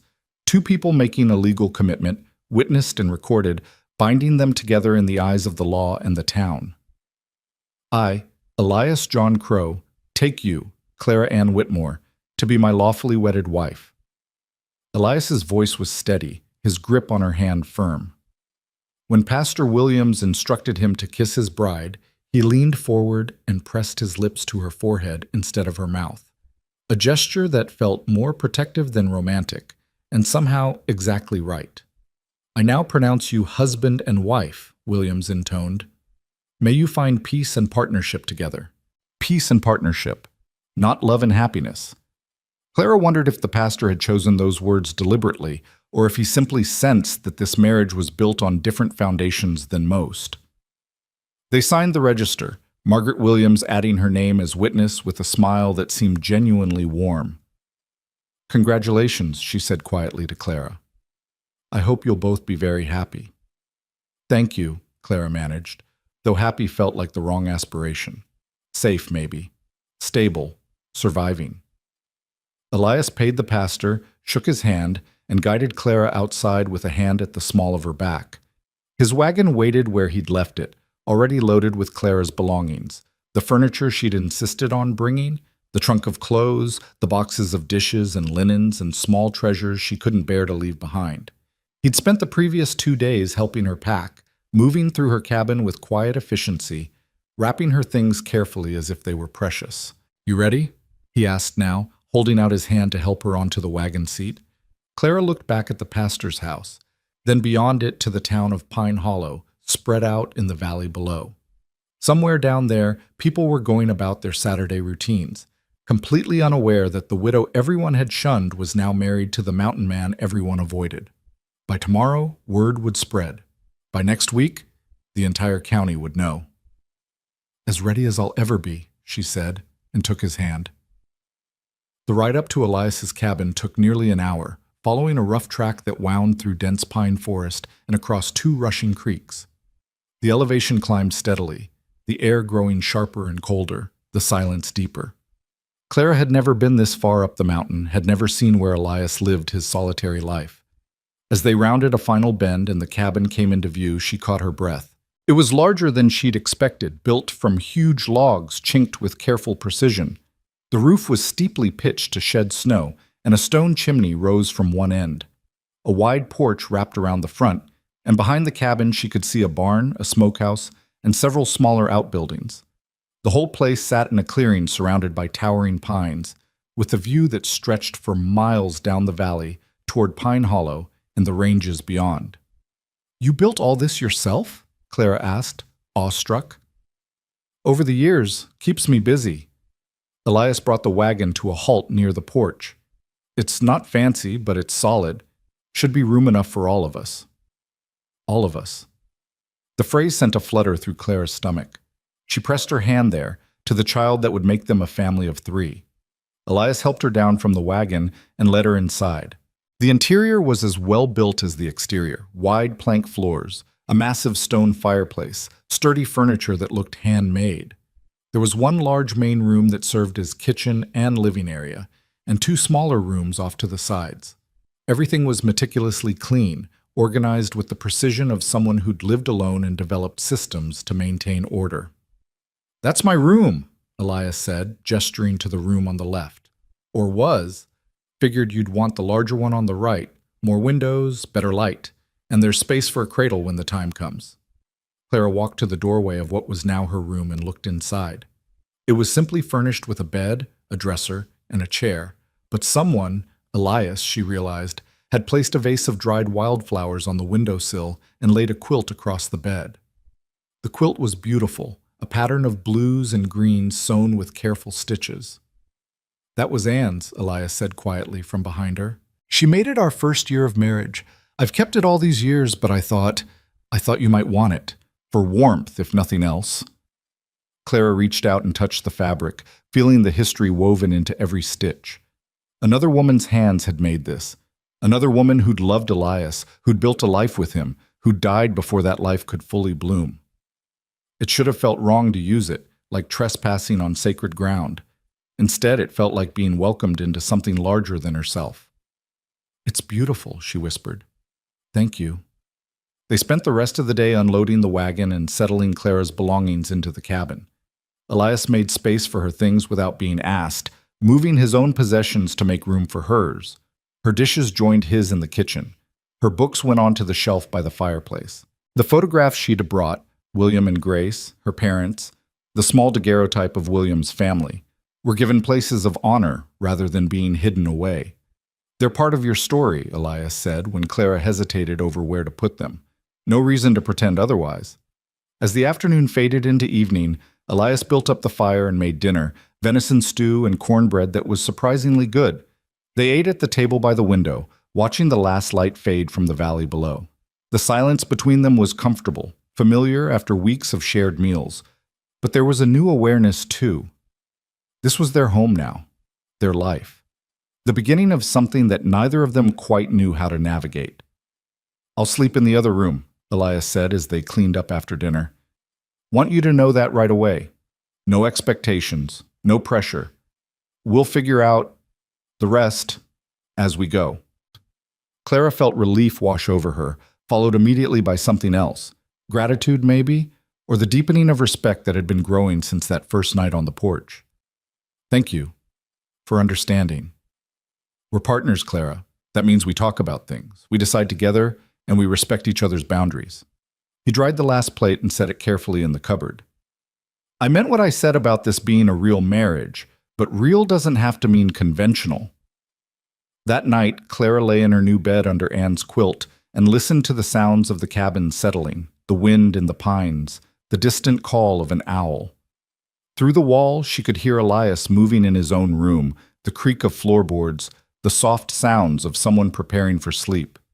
She was married, to a man she barely knew, carrying a child by her first husband, living in a cabin on a mountain far from everything familiar.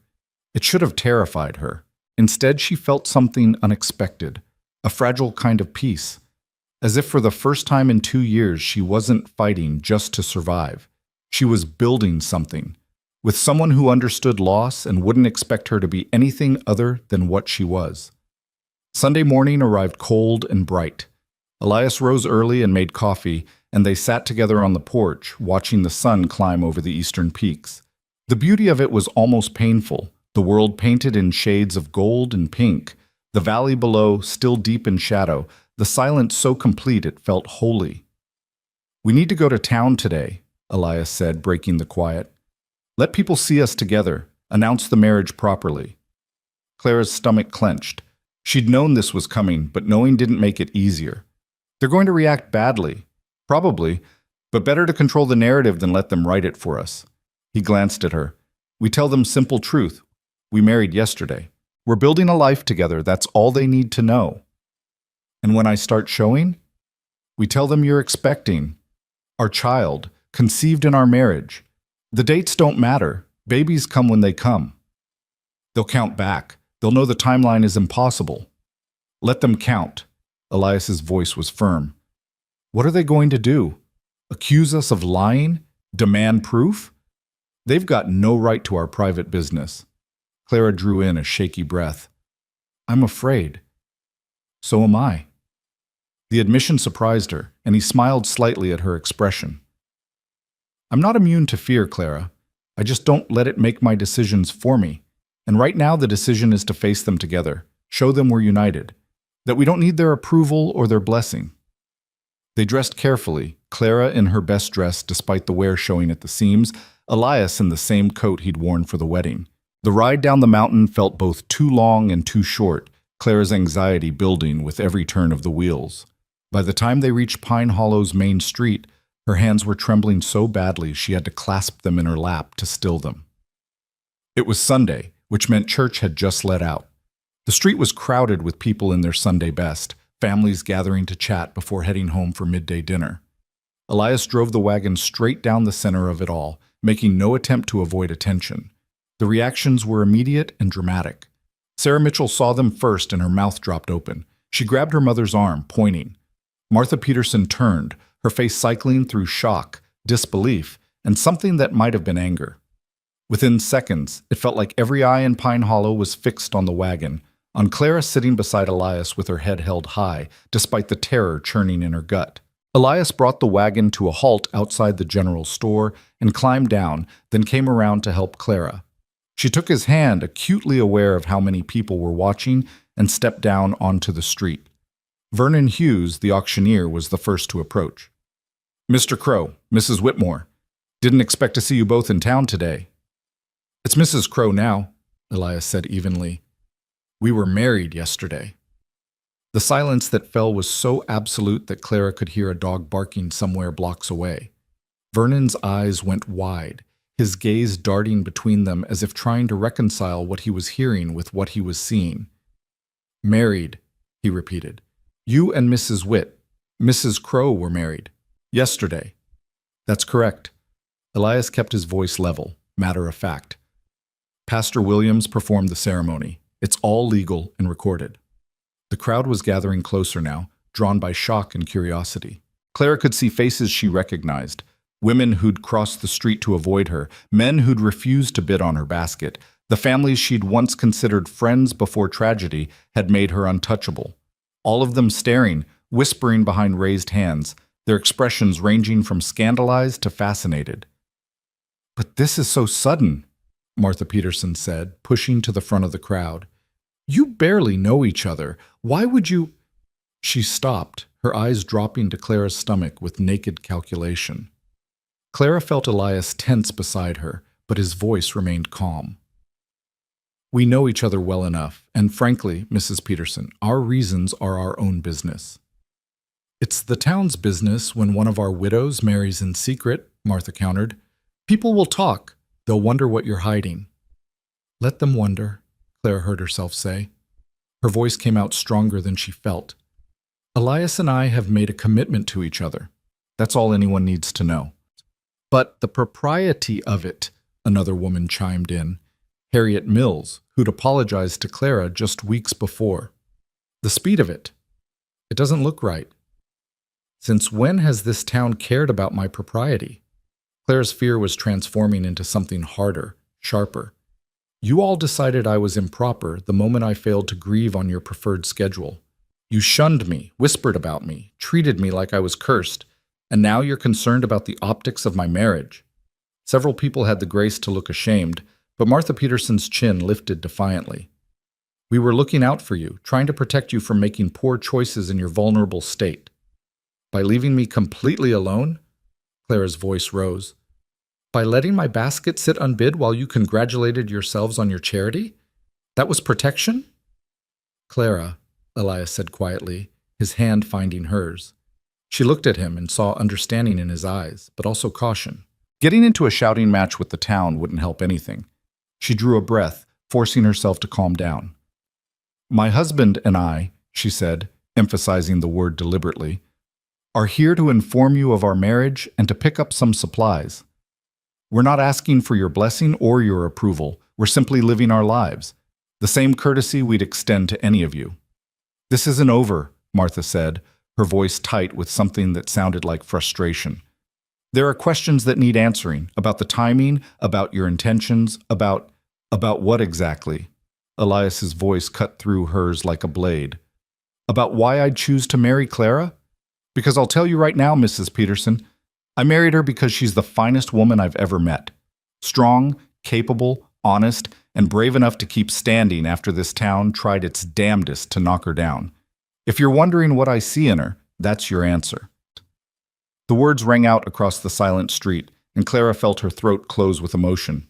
Because he'd said it in front of everyone, had defended her publicly, without hesitation, staking his reputation on hers. Martha seemed at a loss for words.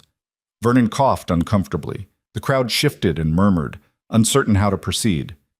Then, unexpectedly, a voice spoke up from the back. "I think it's wonderful." Everyone turned. Harriet Mills was pushing forward, her face set with determination. "I think it's wonderful that Clara found someone who sees her worth, that she's not alone anymore.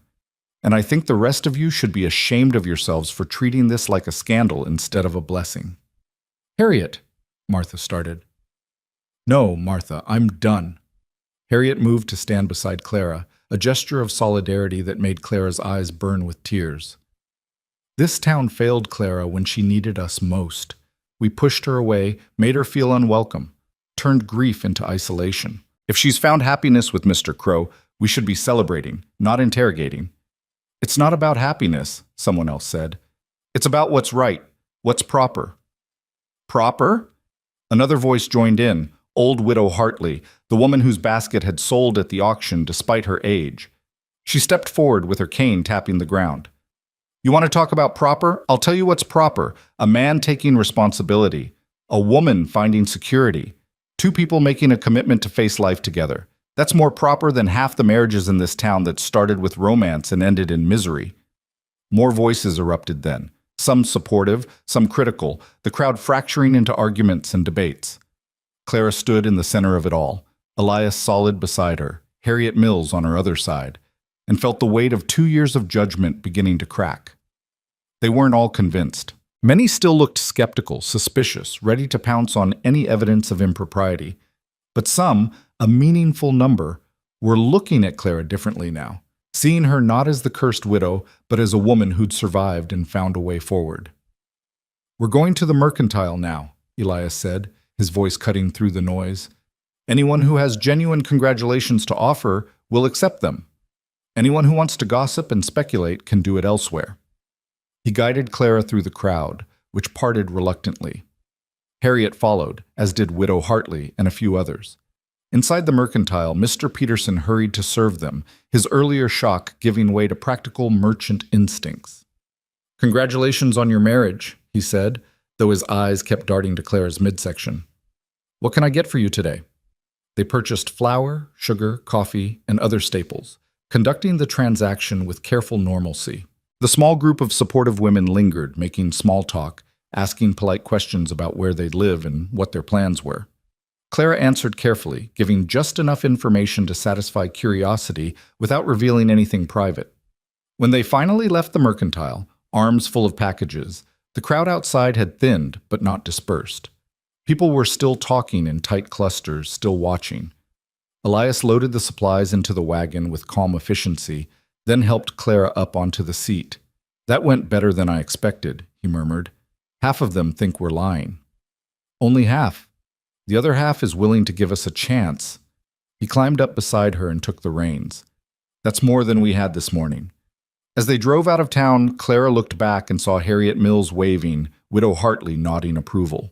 But she also saw Martha Peterson standing with her arms crossed, saw the calculating looks on other faces, saw the way some people were already hurrying off to spread the news to those who'd missed the confrontation.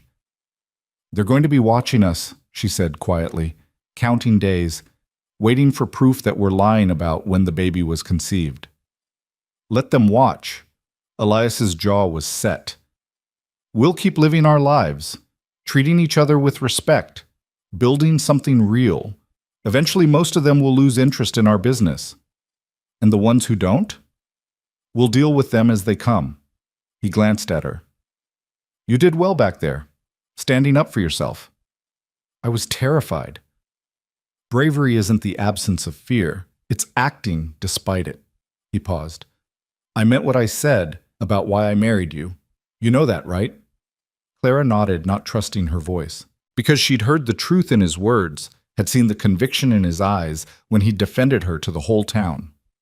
This marriage might have started as a practical arrangement, but it was already becoming something more complex. Not romance, perhaps, but something equally valuable. True partnership. The ride back up the mountain felt different than the ride down.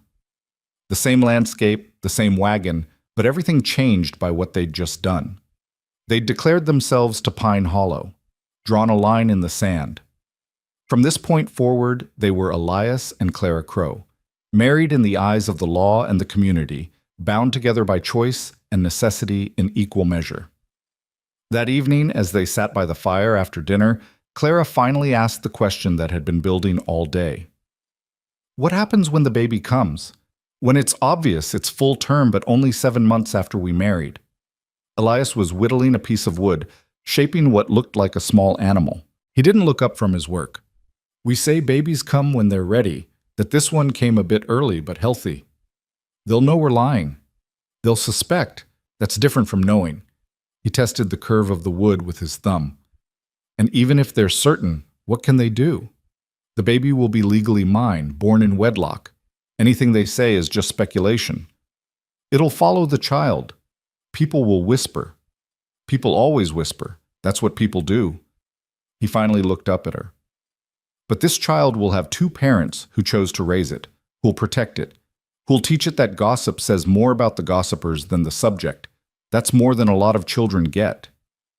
Clara placed her hand on her stomach, feeling the small flutter that had started in recent days, the baby moving, growing, becoming real. I want to tell them the truth about William, about when it was conceived. You can try, but are you prepared for them not to believe you? She thought about that, about standing before the town and explaining that this child was her late husband's, conceived before his death despite him being gone for over 2 years, about the skepticism she'd face, the eyebrows that would raise, the calculations that would prove the story impossible by conventional timelines. I conceived in October, she said slowly. William died in September of 1881. That's over 2 years ago. No one's going to believe I'm carrying a child conceived that long ago. Elias set down his whittling.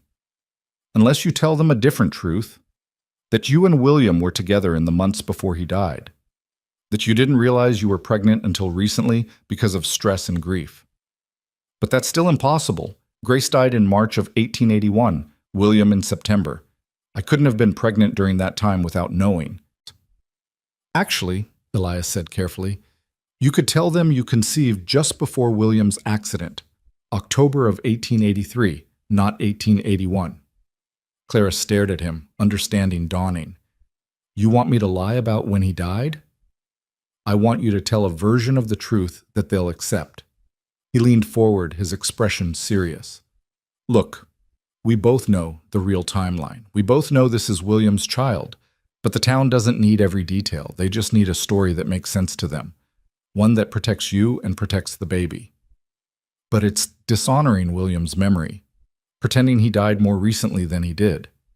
Is it dishonoring him, or is it protecting his child from a lifetime of whispers and speculation? Elias's voice was gentle but firm.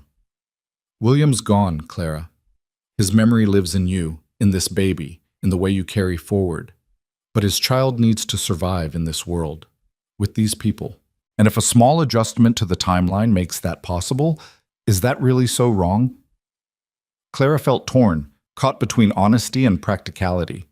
Everything in her wanted to tell the complete truth, to honor William's actual death date, to acknowledge the full weight of the time she'd spent grieving. But Elias was right. The baby's future mattered more than perfect accuracy in a story the town had no right to anyway. "I don't know if I can lie that convincingly," she said finally. "You don't have to lie. Just don't correct their assumptions." He picked up his whittling again. "When the time comes, we announce you're expecting. We're happy about it. If anyone asks about dates, we say the baby's coming in the spring," which is true. If they do their own math and decide it must have been conceived shortly after our marriage, we don't argue with them. And if somehow the topic of William comes up, you can say truthfully that this baby is his legacy, conceived in love. It was a careful dance around the truth, and Clara wasn't sure she was capable of it, but she was learning that survival sometimes required flexibility, that protecting those you loved might mean accepting versions of truth that were simpler, if not entirely complete. "I'll think about it," she said. "That's all I ask." Elias held up the small carving he'd been working on, a rabbit, she saw now, with delicate ears and careful detail. For the baby, figured every child should have a toy their father made. The gesture, simple and thoughtful, made Clara's throat tight. "You're going to be a good father." "I'm going to try." He set the rabbit carefully on the mantel. "That's all any of us can do." That night, Clara lay in bed listening to the wind and thought about the day, about standing in front of the town and claiming her marriage, about the way Elias had defended her without hesitation, about the women who'd stepped forward in support and the ones who hadn't, about the child growing inside her and the future they were all building together. She'd survived the first test, faced Pine Hollow as a married woman, and lived to tell about it. There would be more tests to come, the announcement of the pregnancy, the birth itself, the years of raising a child under the town's watchful eyes. But she wouldn't face them alone.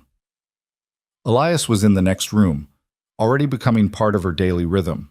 Not William, not a replacement, but someone solid and real, who'd chosen to stand beside her when everyone else had turned away. It wasn't the life she'd imagined, but it was the life she had. And for the first time in longer than she could remember, Clara thought it might actually be enough. Winter gave way to early spring with a slowness that felt almost deliberate, as if the mountains themselves were taking time to adjust to the changes happening within the cabin on the ridge. Clara's belly grew rounder with each passing week, no longer something she could hide beneath loose clothing. By late February, there was no denying her condition to anyone who looked. The announcement came on a cold Sunday in early March, nearly 3 months after the wedding. Elias and Clara drove down to town together, as had become their routine, her hand resting on the swell of her stomach in a gesture that was becoming unconscious. They knew the whispers had already started, people had eyes, and Clara's changing shape hadn't gone unnoticed during their previous visits. But there was a difference between speculation and confirmation. They made the announcement simply, standing in the general store where they knew word would spread fastest. "We wanted you all to know," Elias said, his arm steady around Clara's shoulders, "that we're expecting a child. Come late May or early June, we'll be parents." The reactions were exactly what Clara had anticipated. Martha Peterson's eyes immediately began calculating, her lips moving as she counted back months. Sarah Mitchell looked confused, then shocked, then oddly pleased in a way that suggested she enjoyed being part of a scandal. But Harriet Mills, who'd stood by Clara in the street months ago, simply smiled and said, "Congratulations, that's wonderful news." "Awful quick, isn't it?" Martha couldn't help herself. "You only married in December." "Babies come on their own schedule," Elias replied evenly. "We're grateful either way." "But surely," Martha started, then caught herself as several other women shot her warning looks. Even she seemed to recognize there was a line between curiosity and outright rudeness. Widow Hartley stepped forward with her cane, her old eyes sharp and knowing. "A child is a blessing whenever it comes. I'm sure you'll both make fine parents." She paused, then added pointedly, "Better parents than some who've had all the time in the world to prepare and still failed their children through neglect or cruelty." The rebuke was clear, and Martha flushed red. But before she could respond, Harriet spoke up. I'd like to help prepare for the baby, if you'll let me, Clara. I still have some things from when my children were small, blankets and gowns that are just sitting in my attic. That's very kind, Clara said, genuinely touched. I'd appreciate it. Other women began chiming in then, offers of help, advice, hand-me-down items. Not everyone, and not with unanimous warmth, but enough that Clara felt the tide shifting slightly in their favor. The town might suspect the timeline didn't quite add up, but they were choosing, most of them, to accept the surface explanation rather than push for uncomfortable truths. As they left town that day, supplies loaded and well wishes still ringing in their ears, Clara felt something loosen in her chest. We did it, she said quietly. We told them, and the world didn't end. Told you they'd accept what we gave them. Elias guided the wagon around a muddy patch in the road. Martha Peterson's going to count on her fingers for weeks, but she can't prove anything. And the others are choosing kindness over suspicion. Not all of them. No. But enough. He glanced at her, his expression softening. How are you feeling? Really? Clara considered the question. Physically, she was tired more easily now. Her back ached, and the baby's movement sometimes woke her at night. But emotionally? Scared, she admitted. The birth is coming, and I keep thinking about Grace, about how sick she got, how quickly I lost her. What if something goes wrong with this baby? Then we'll deal with it. Elias's voice was steady, but not dismissive.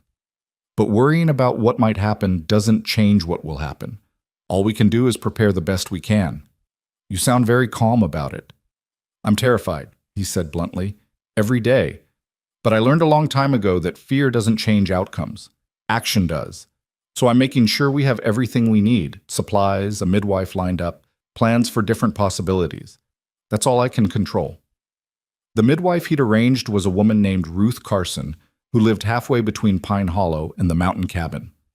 She was experienced, practical, and didn't ask uncomfortable questions about timelines when she came to examine Clara in late March.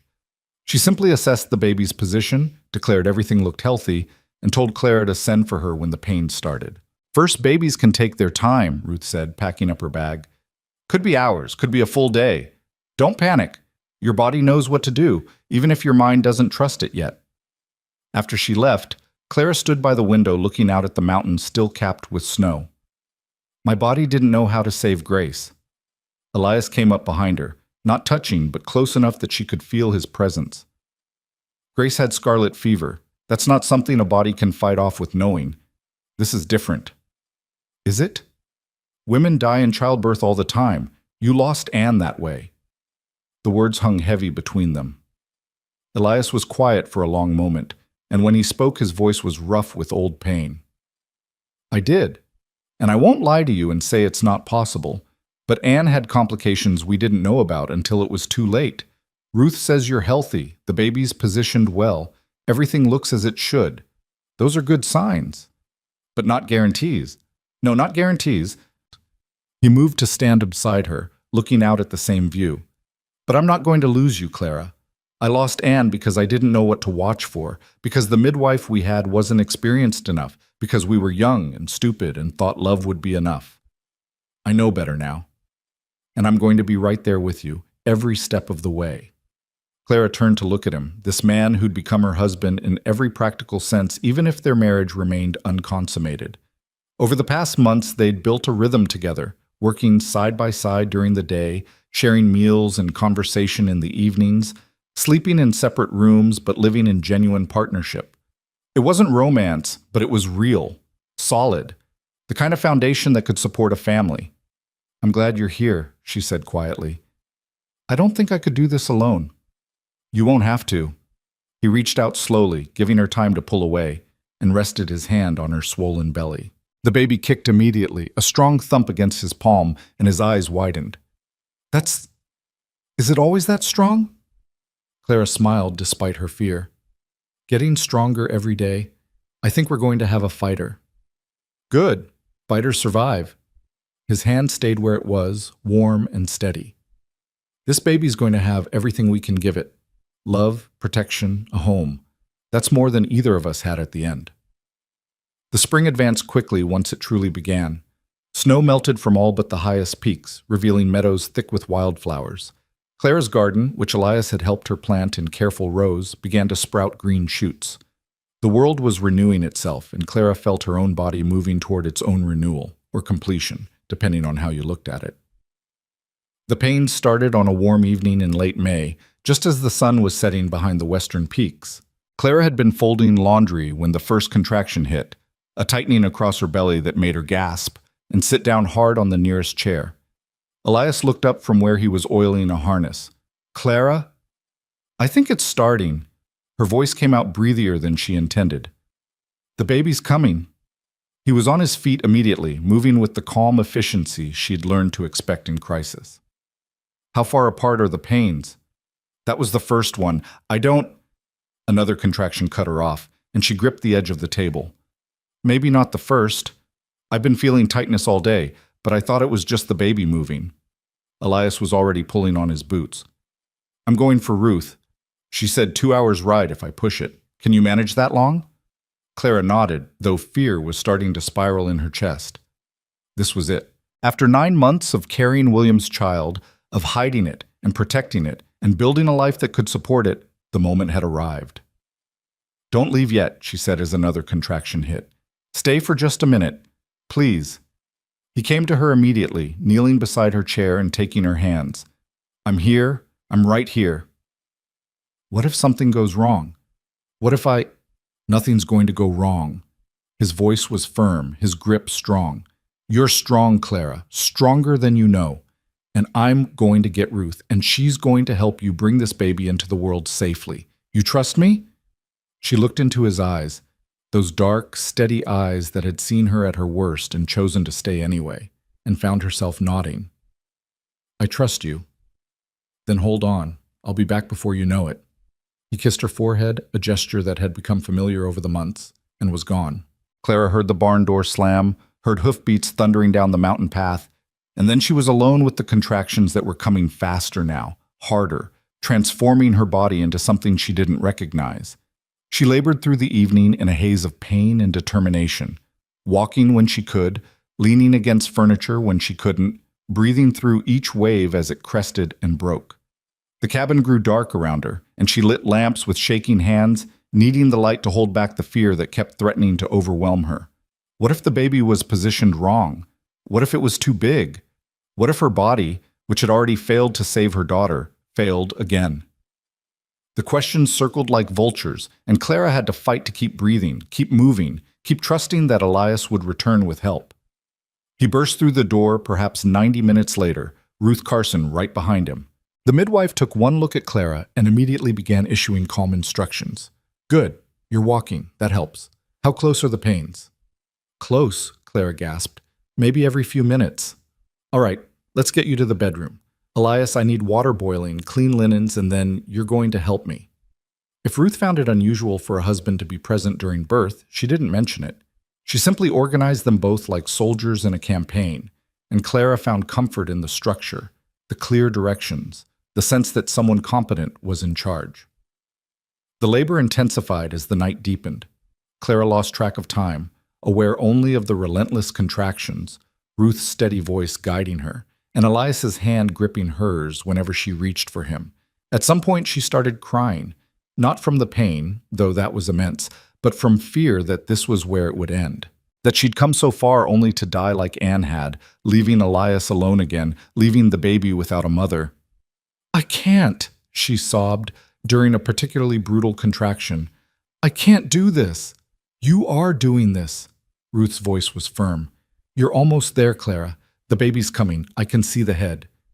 "You're so strong," Elias said, his face close to hers, his hand steady despite the crushing grip she had on it.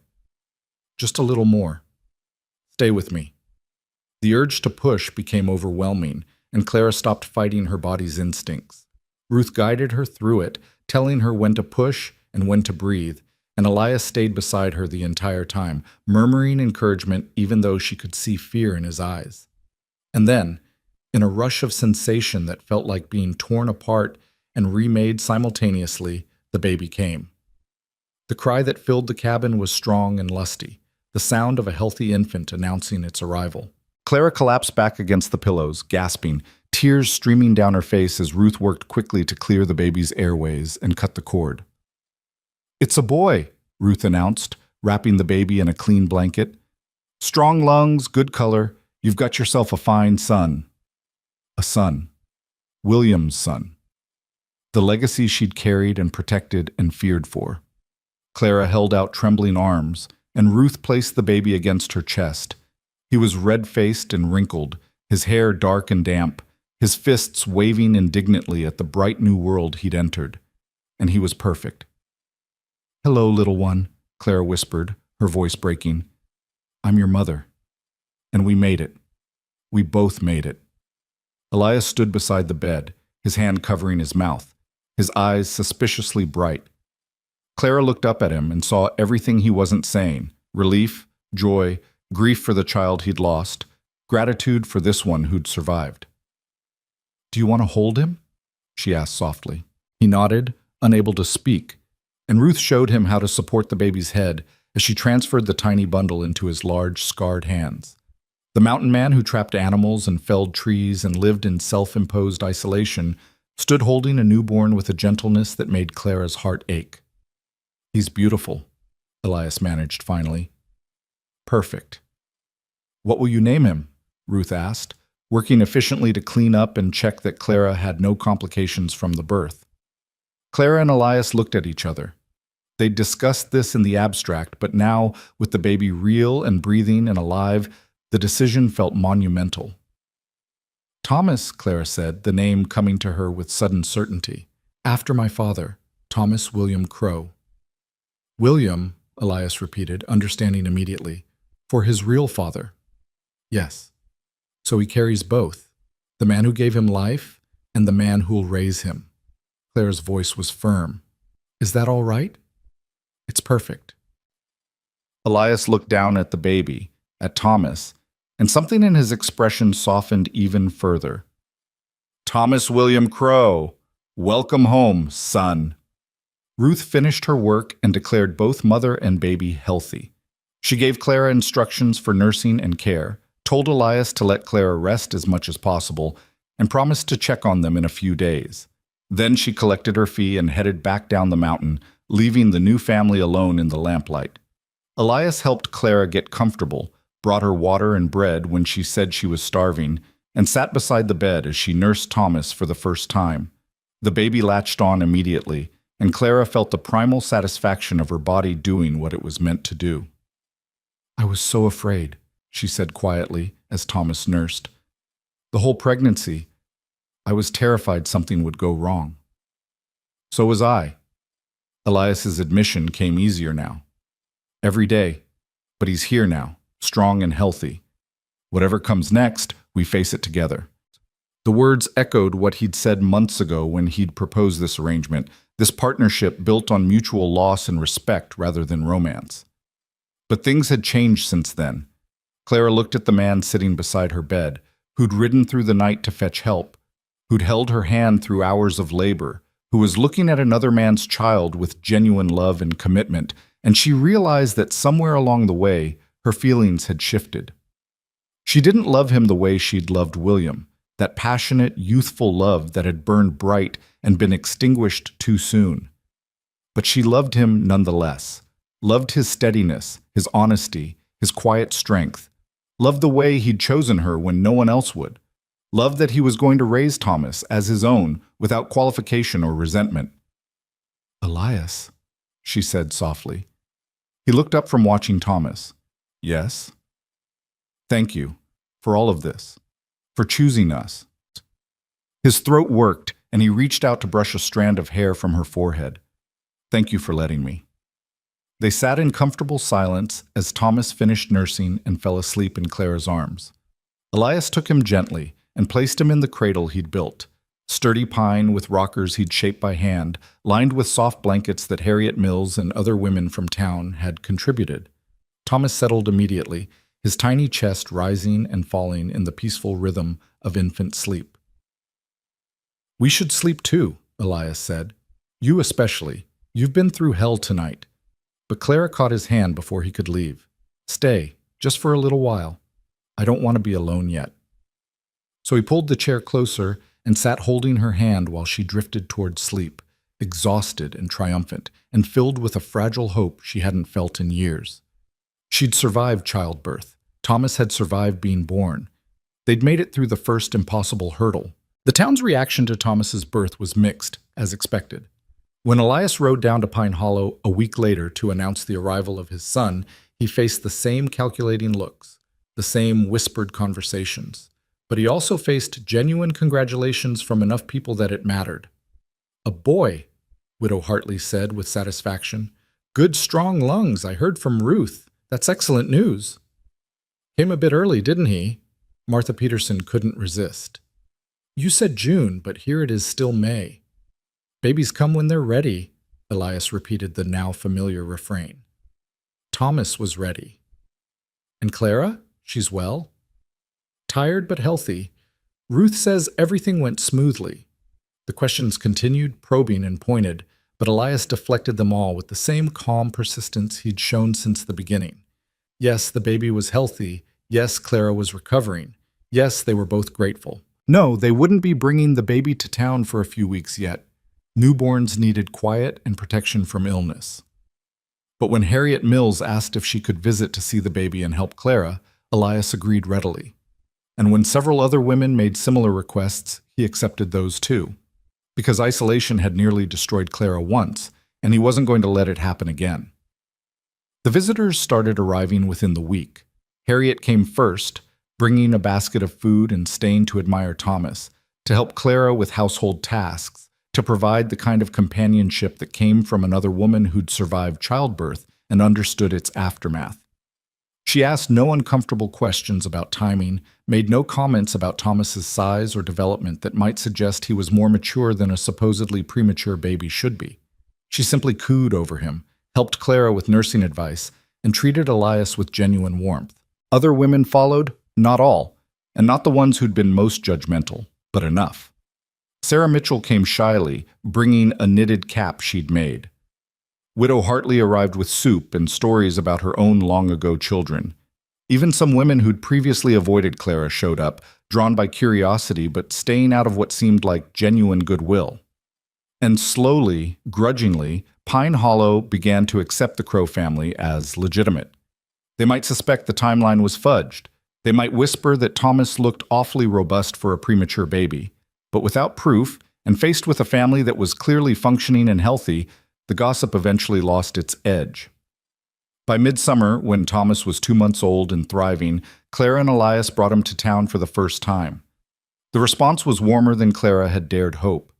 People stopped to admire the baby, to comment on his dark hair and strong grip, to offer congratulations that seemed mostly sincere. Martha Peterson still looked skeptical, but even she couldn't deny that Thomas was a beautiful baby, clearly well cared for and loved. "He has your eyes, Mr. Crow," she said, and Clara tensed, waiting for the accusation hidden in the observation. But Elias just smiled. "I'll take that as a compliment, and he has his mother's determination, which is going to serve him well." They were standing outside the mercantile, Thomas sleeping peacefully in Clara's arms, when Vernon Hughes approached. The auctioneer who'd watched Clara's basket go unbid was carrying a package wrapped in brown paper.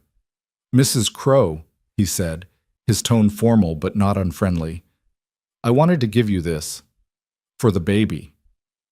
Clara unwrapped it to find a beautiful wooden rattle, carved with care and sanded smooth.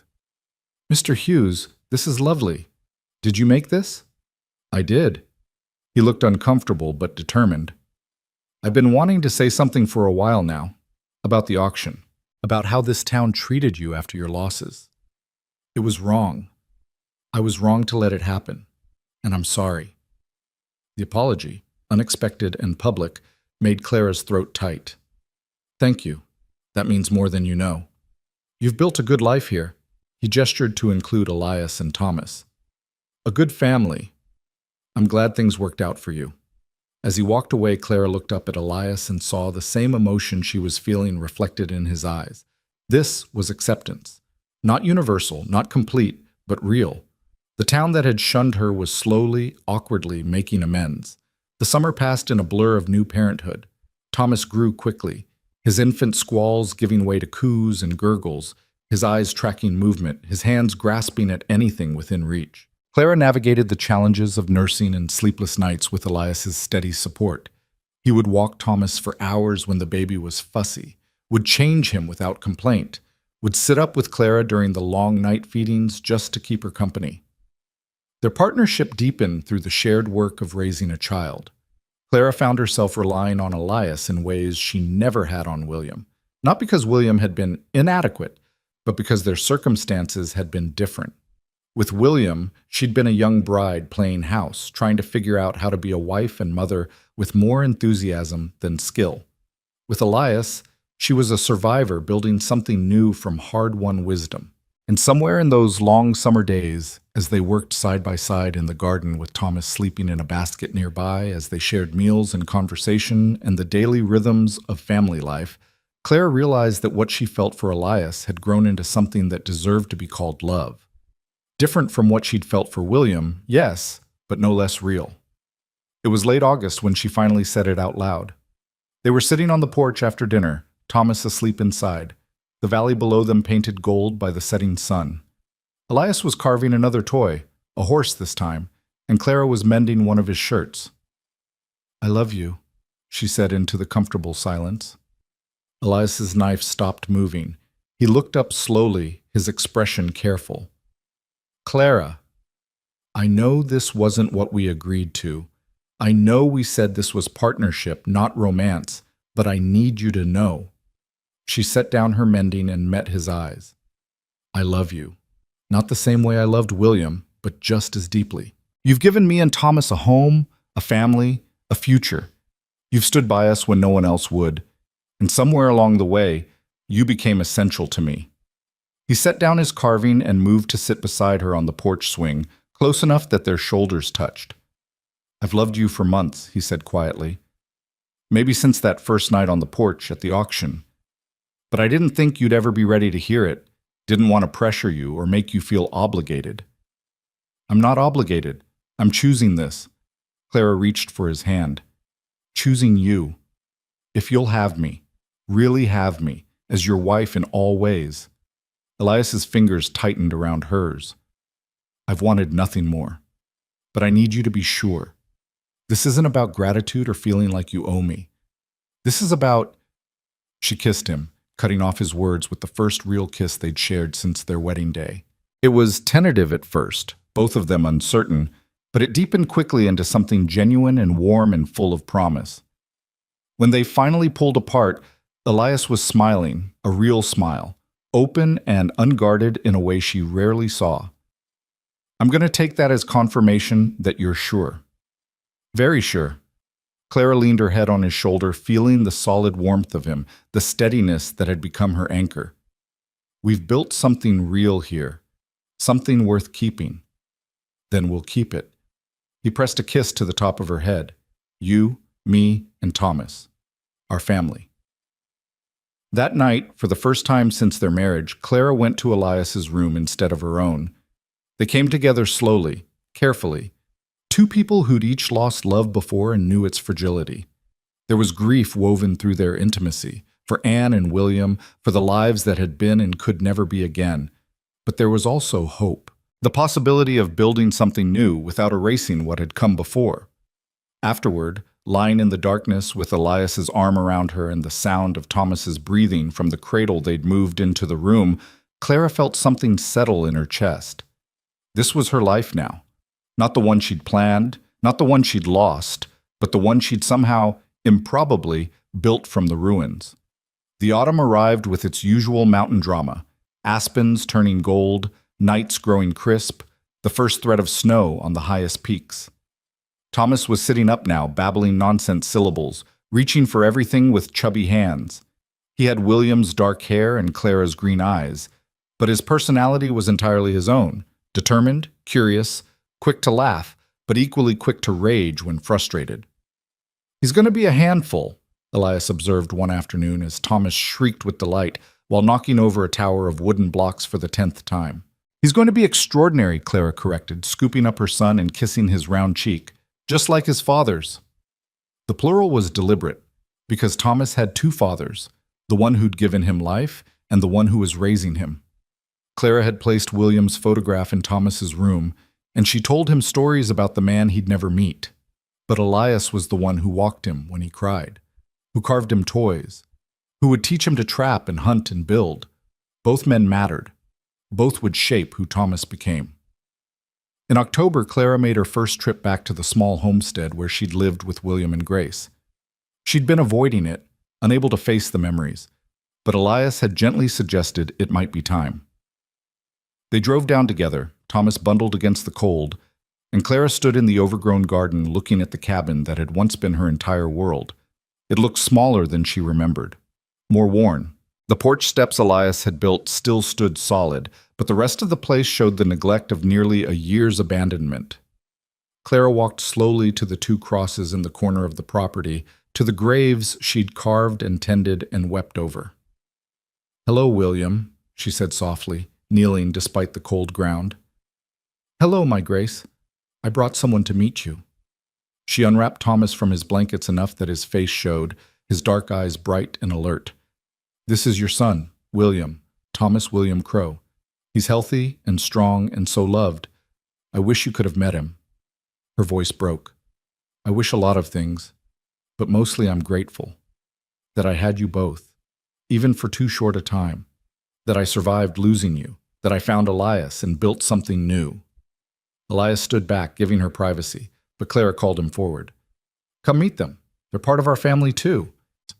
He knelt beside her, and together they told the graves about their life, about the cabin on the mountain, about the town slowly accepting them, about Thomas's first smile and the way he laughed when Elias made funny faces.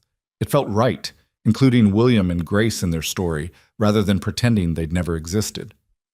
"I'll always love you," Clara said finally, standing and brushing dirt from her skirt.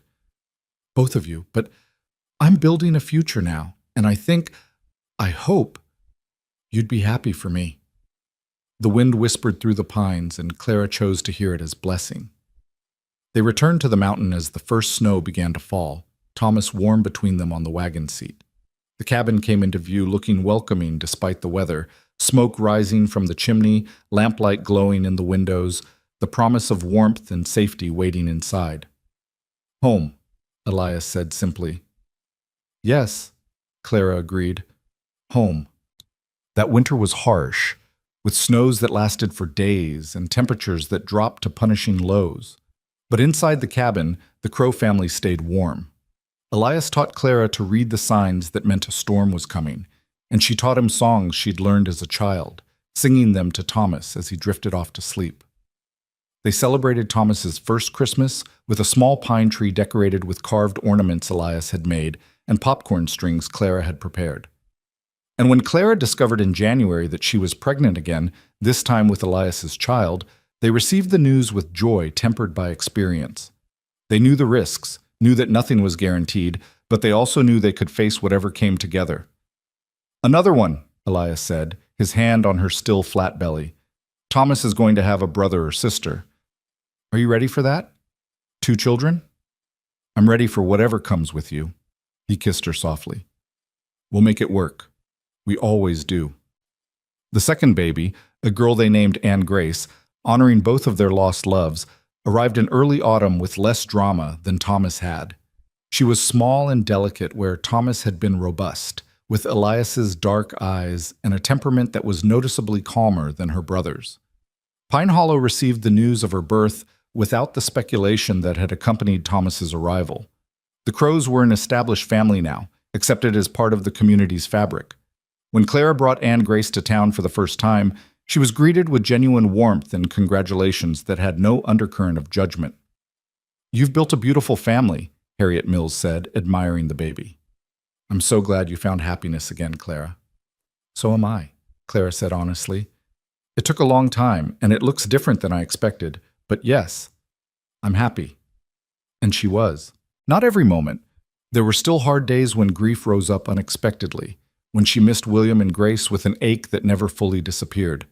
But those moments were balanced by others filled with laughter and love, and the messy reality of raising children with a partner who understood both her strength and her scars. The years passed with the steady rhythm of mountain life. Thomas grew into a sturdy boy with his father's determination and his mother's stubborn refusal to quit. Anne Grace became a quiet, thoughtful child who loved books and flowers and helping her mother in the garden.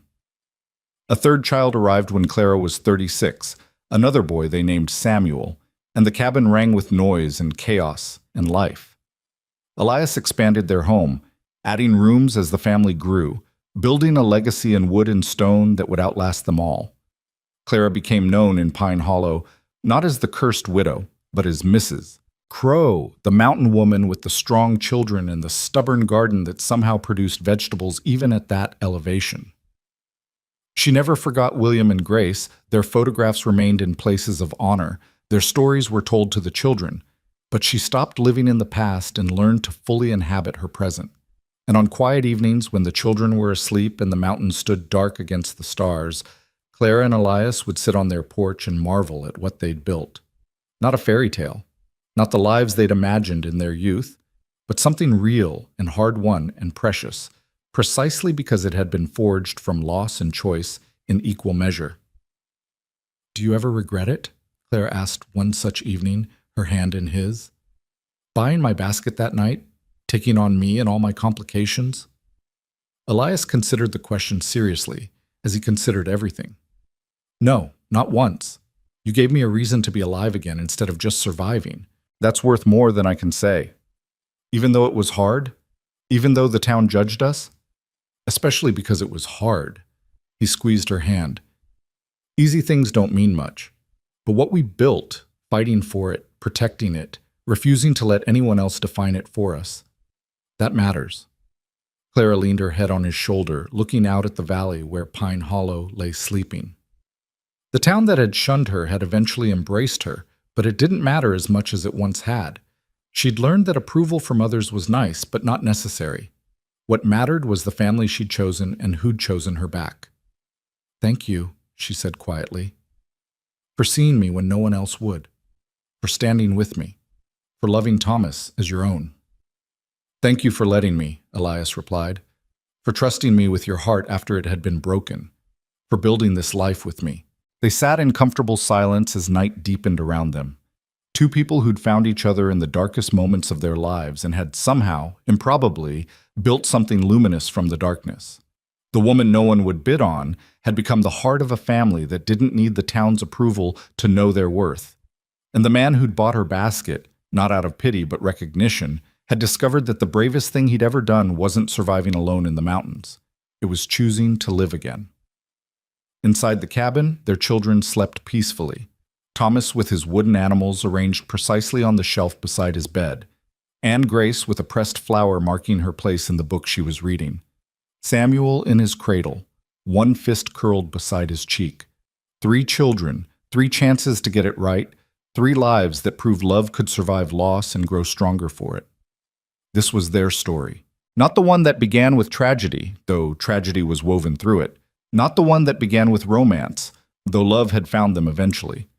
But the one that began with a choice, to stand together rather than fall apart separately, to build something new from what remained, to honor the past while refusing to be imprisoned by it. And in the end, that choice had made all the difference.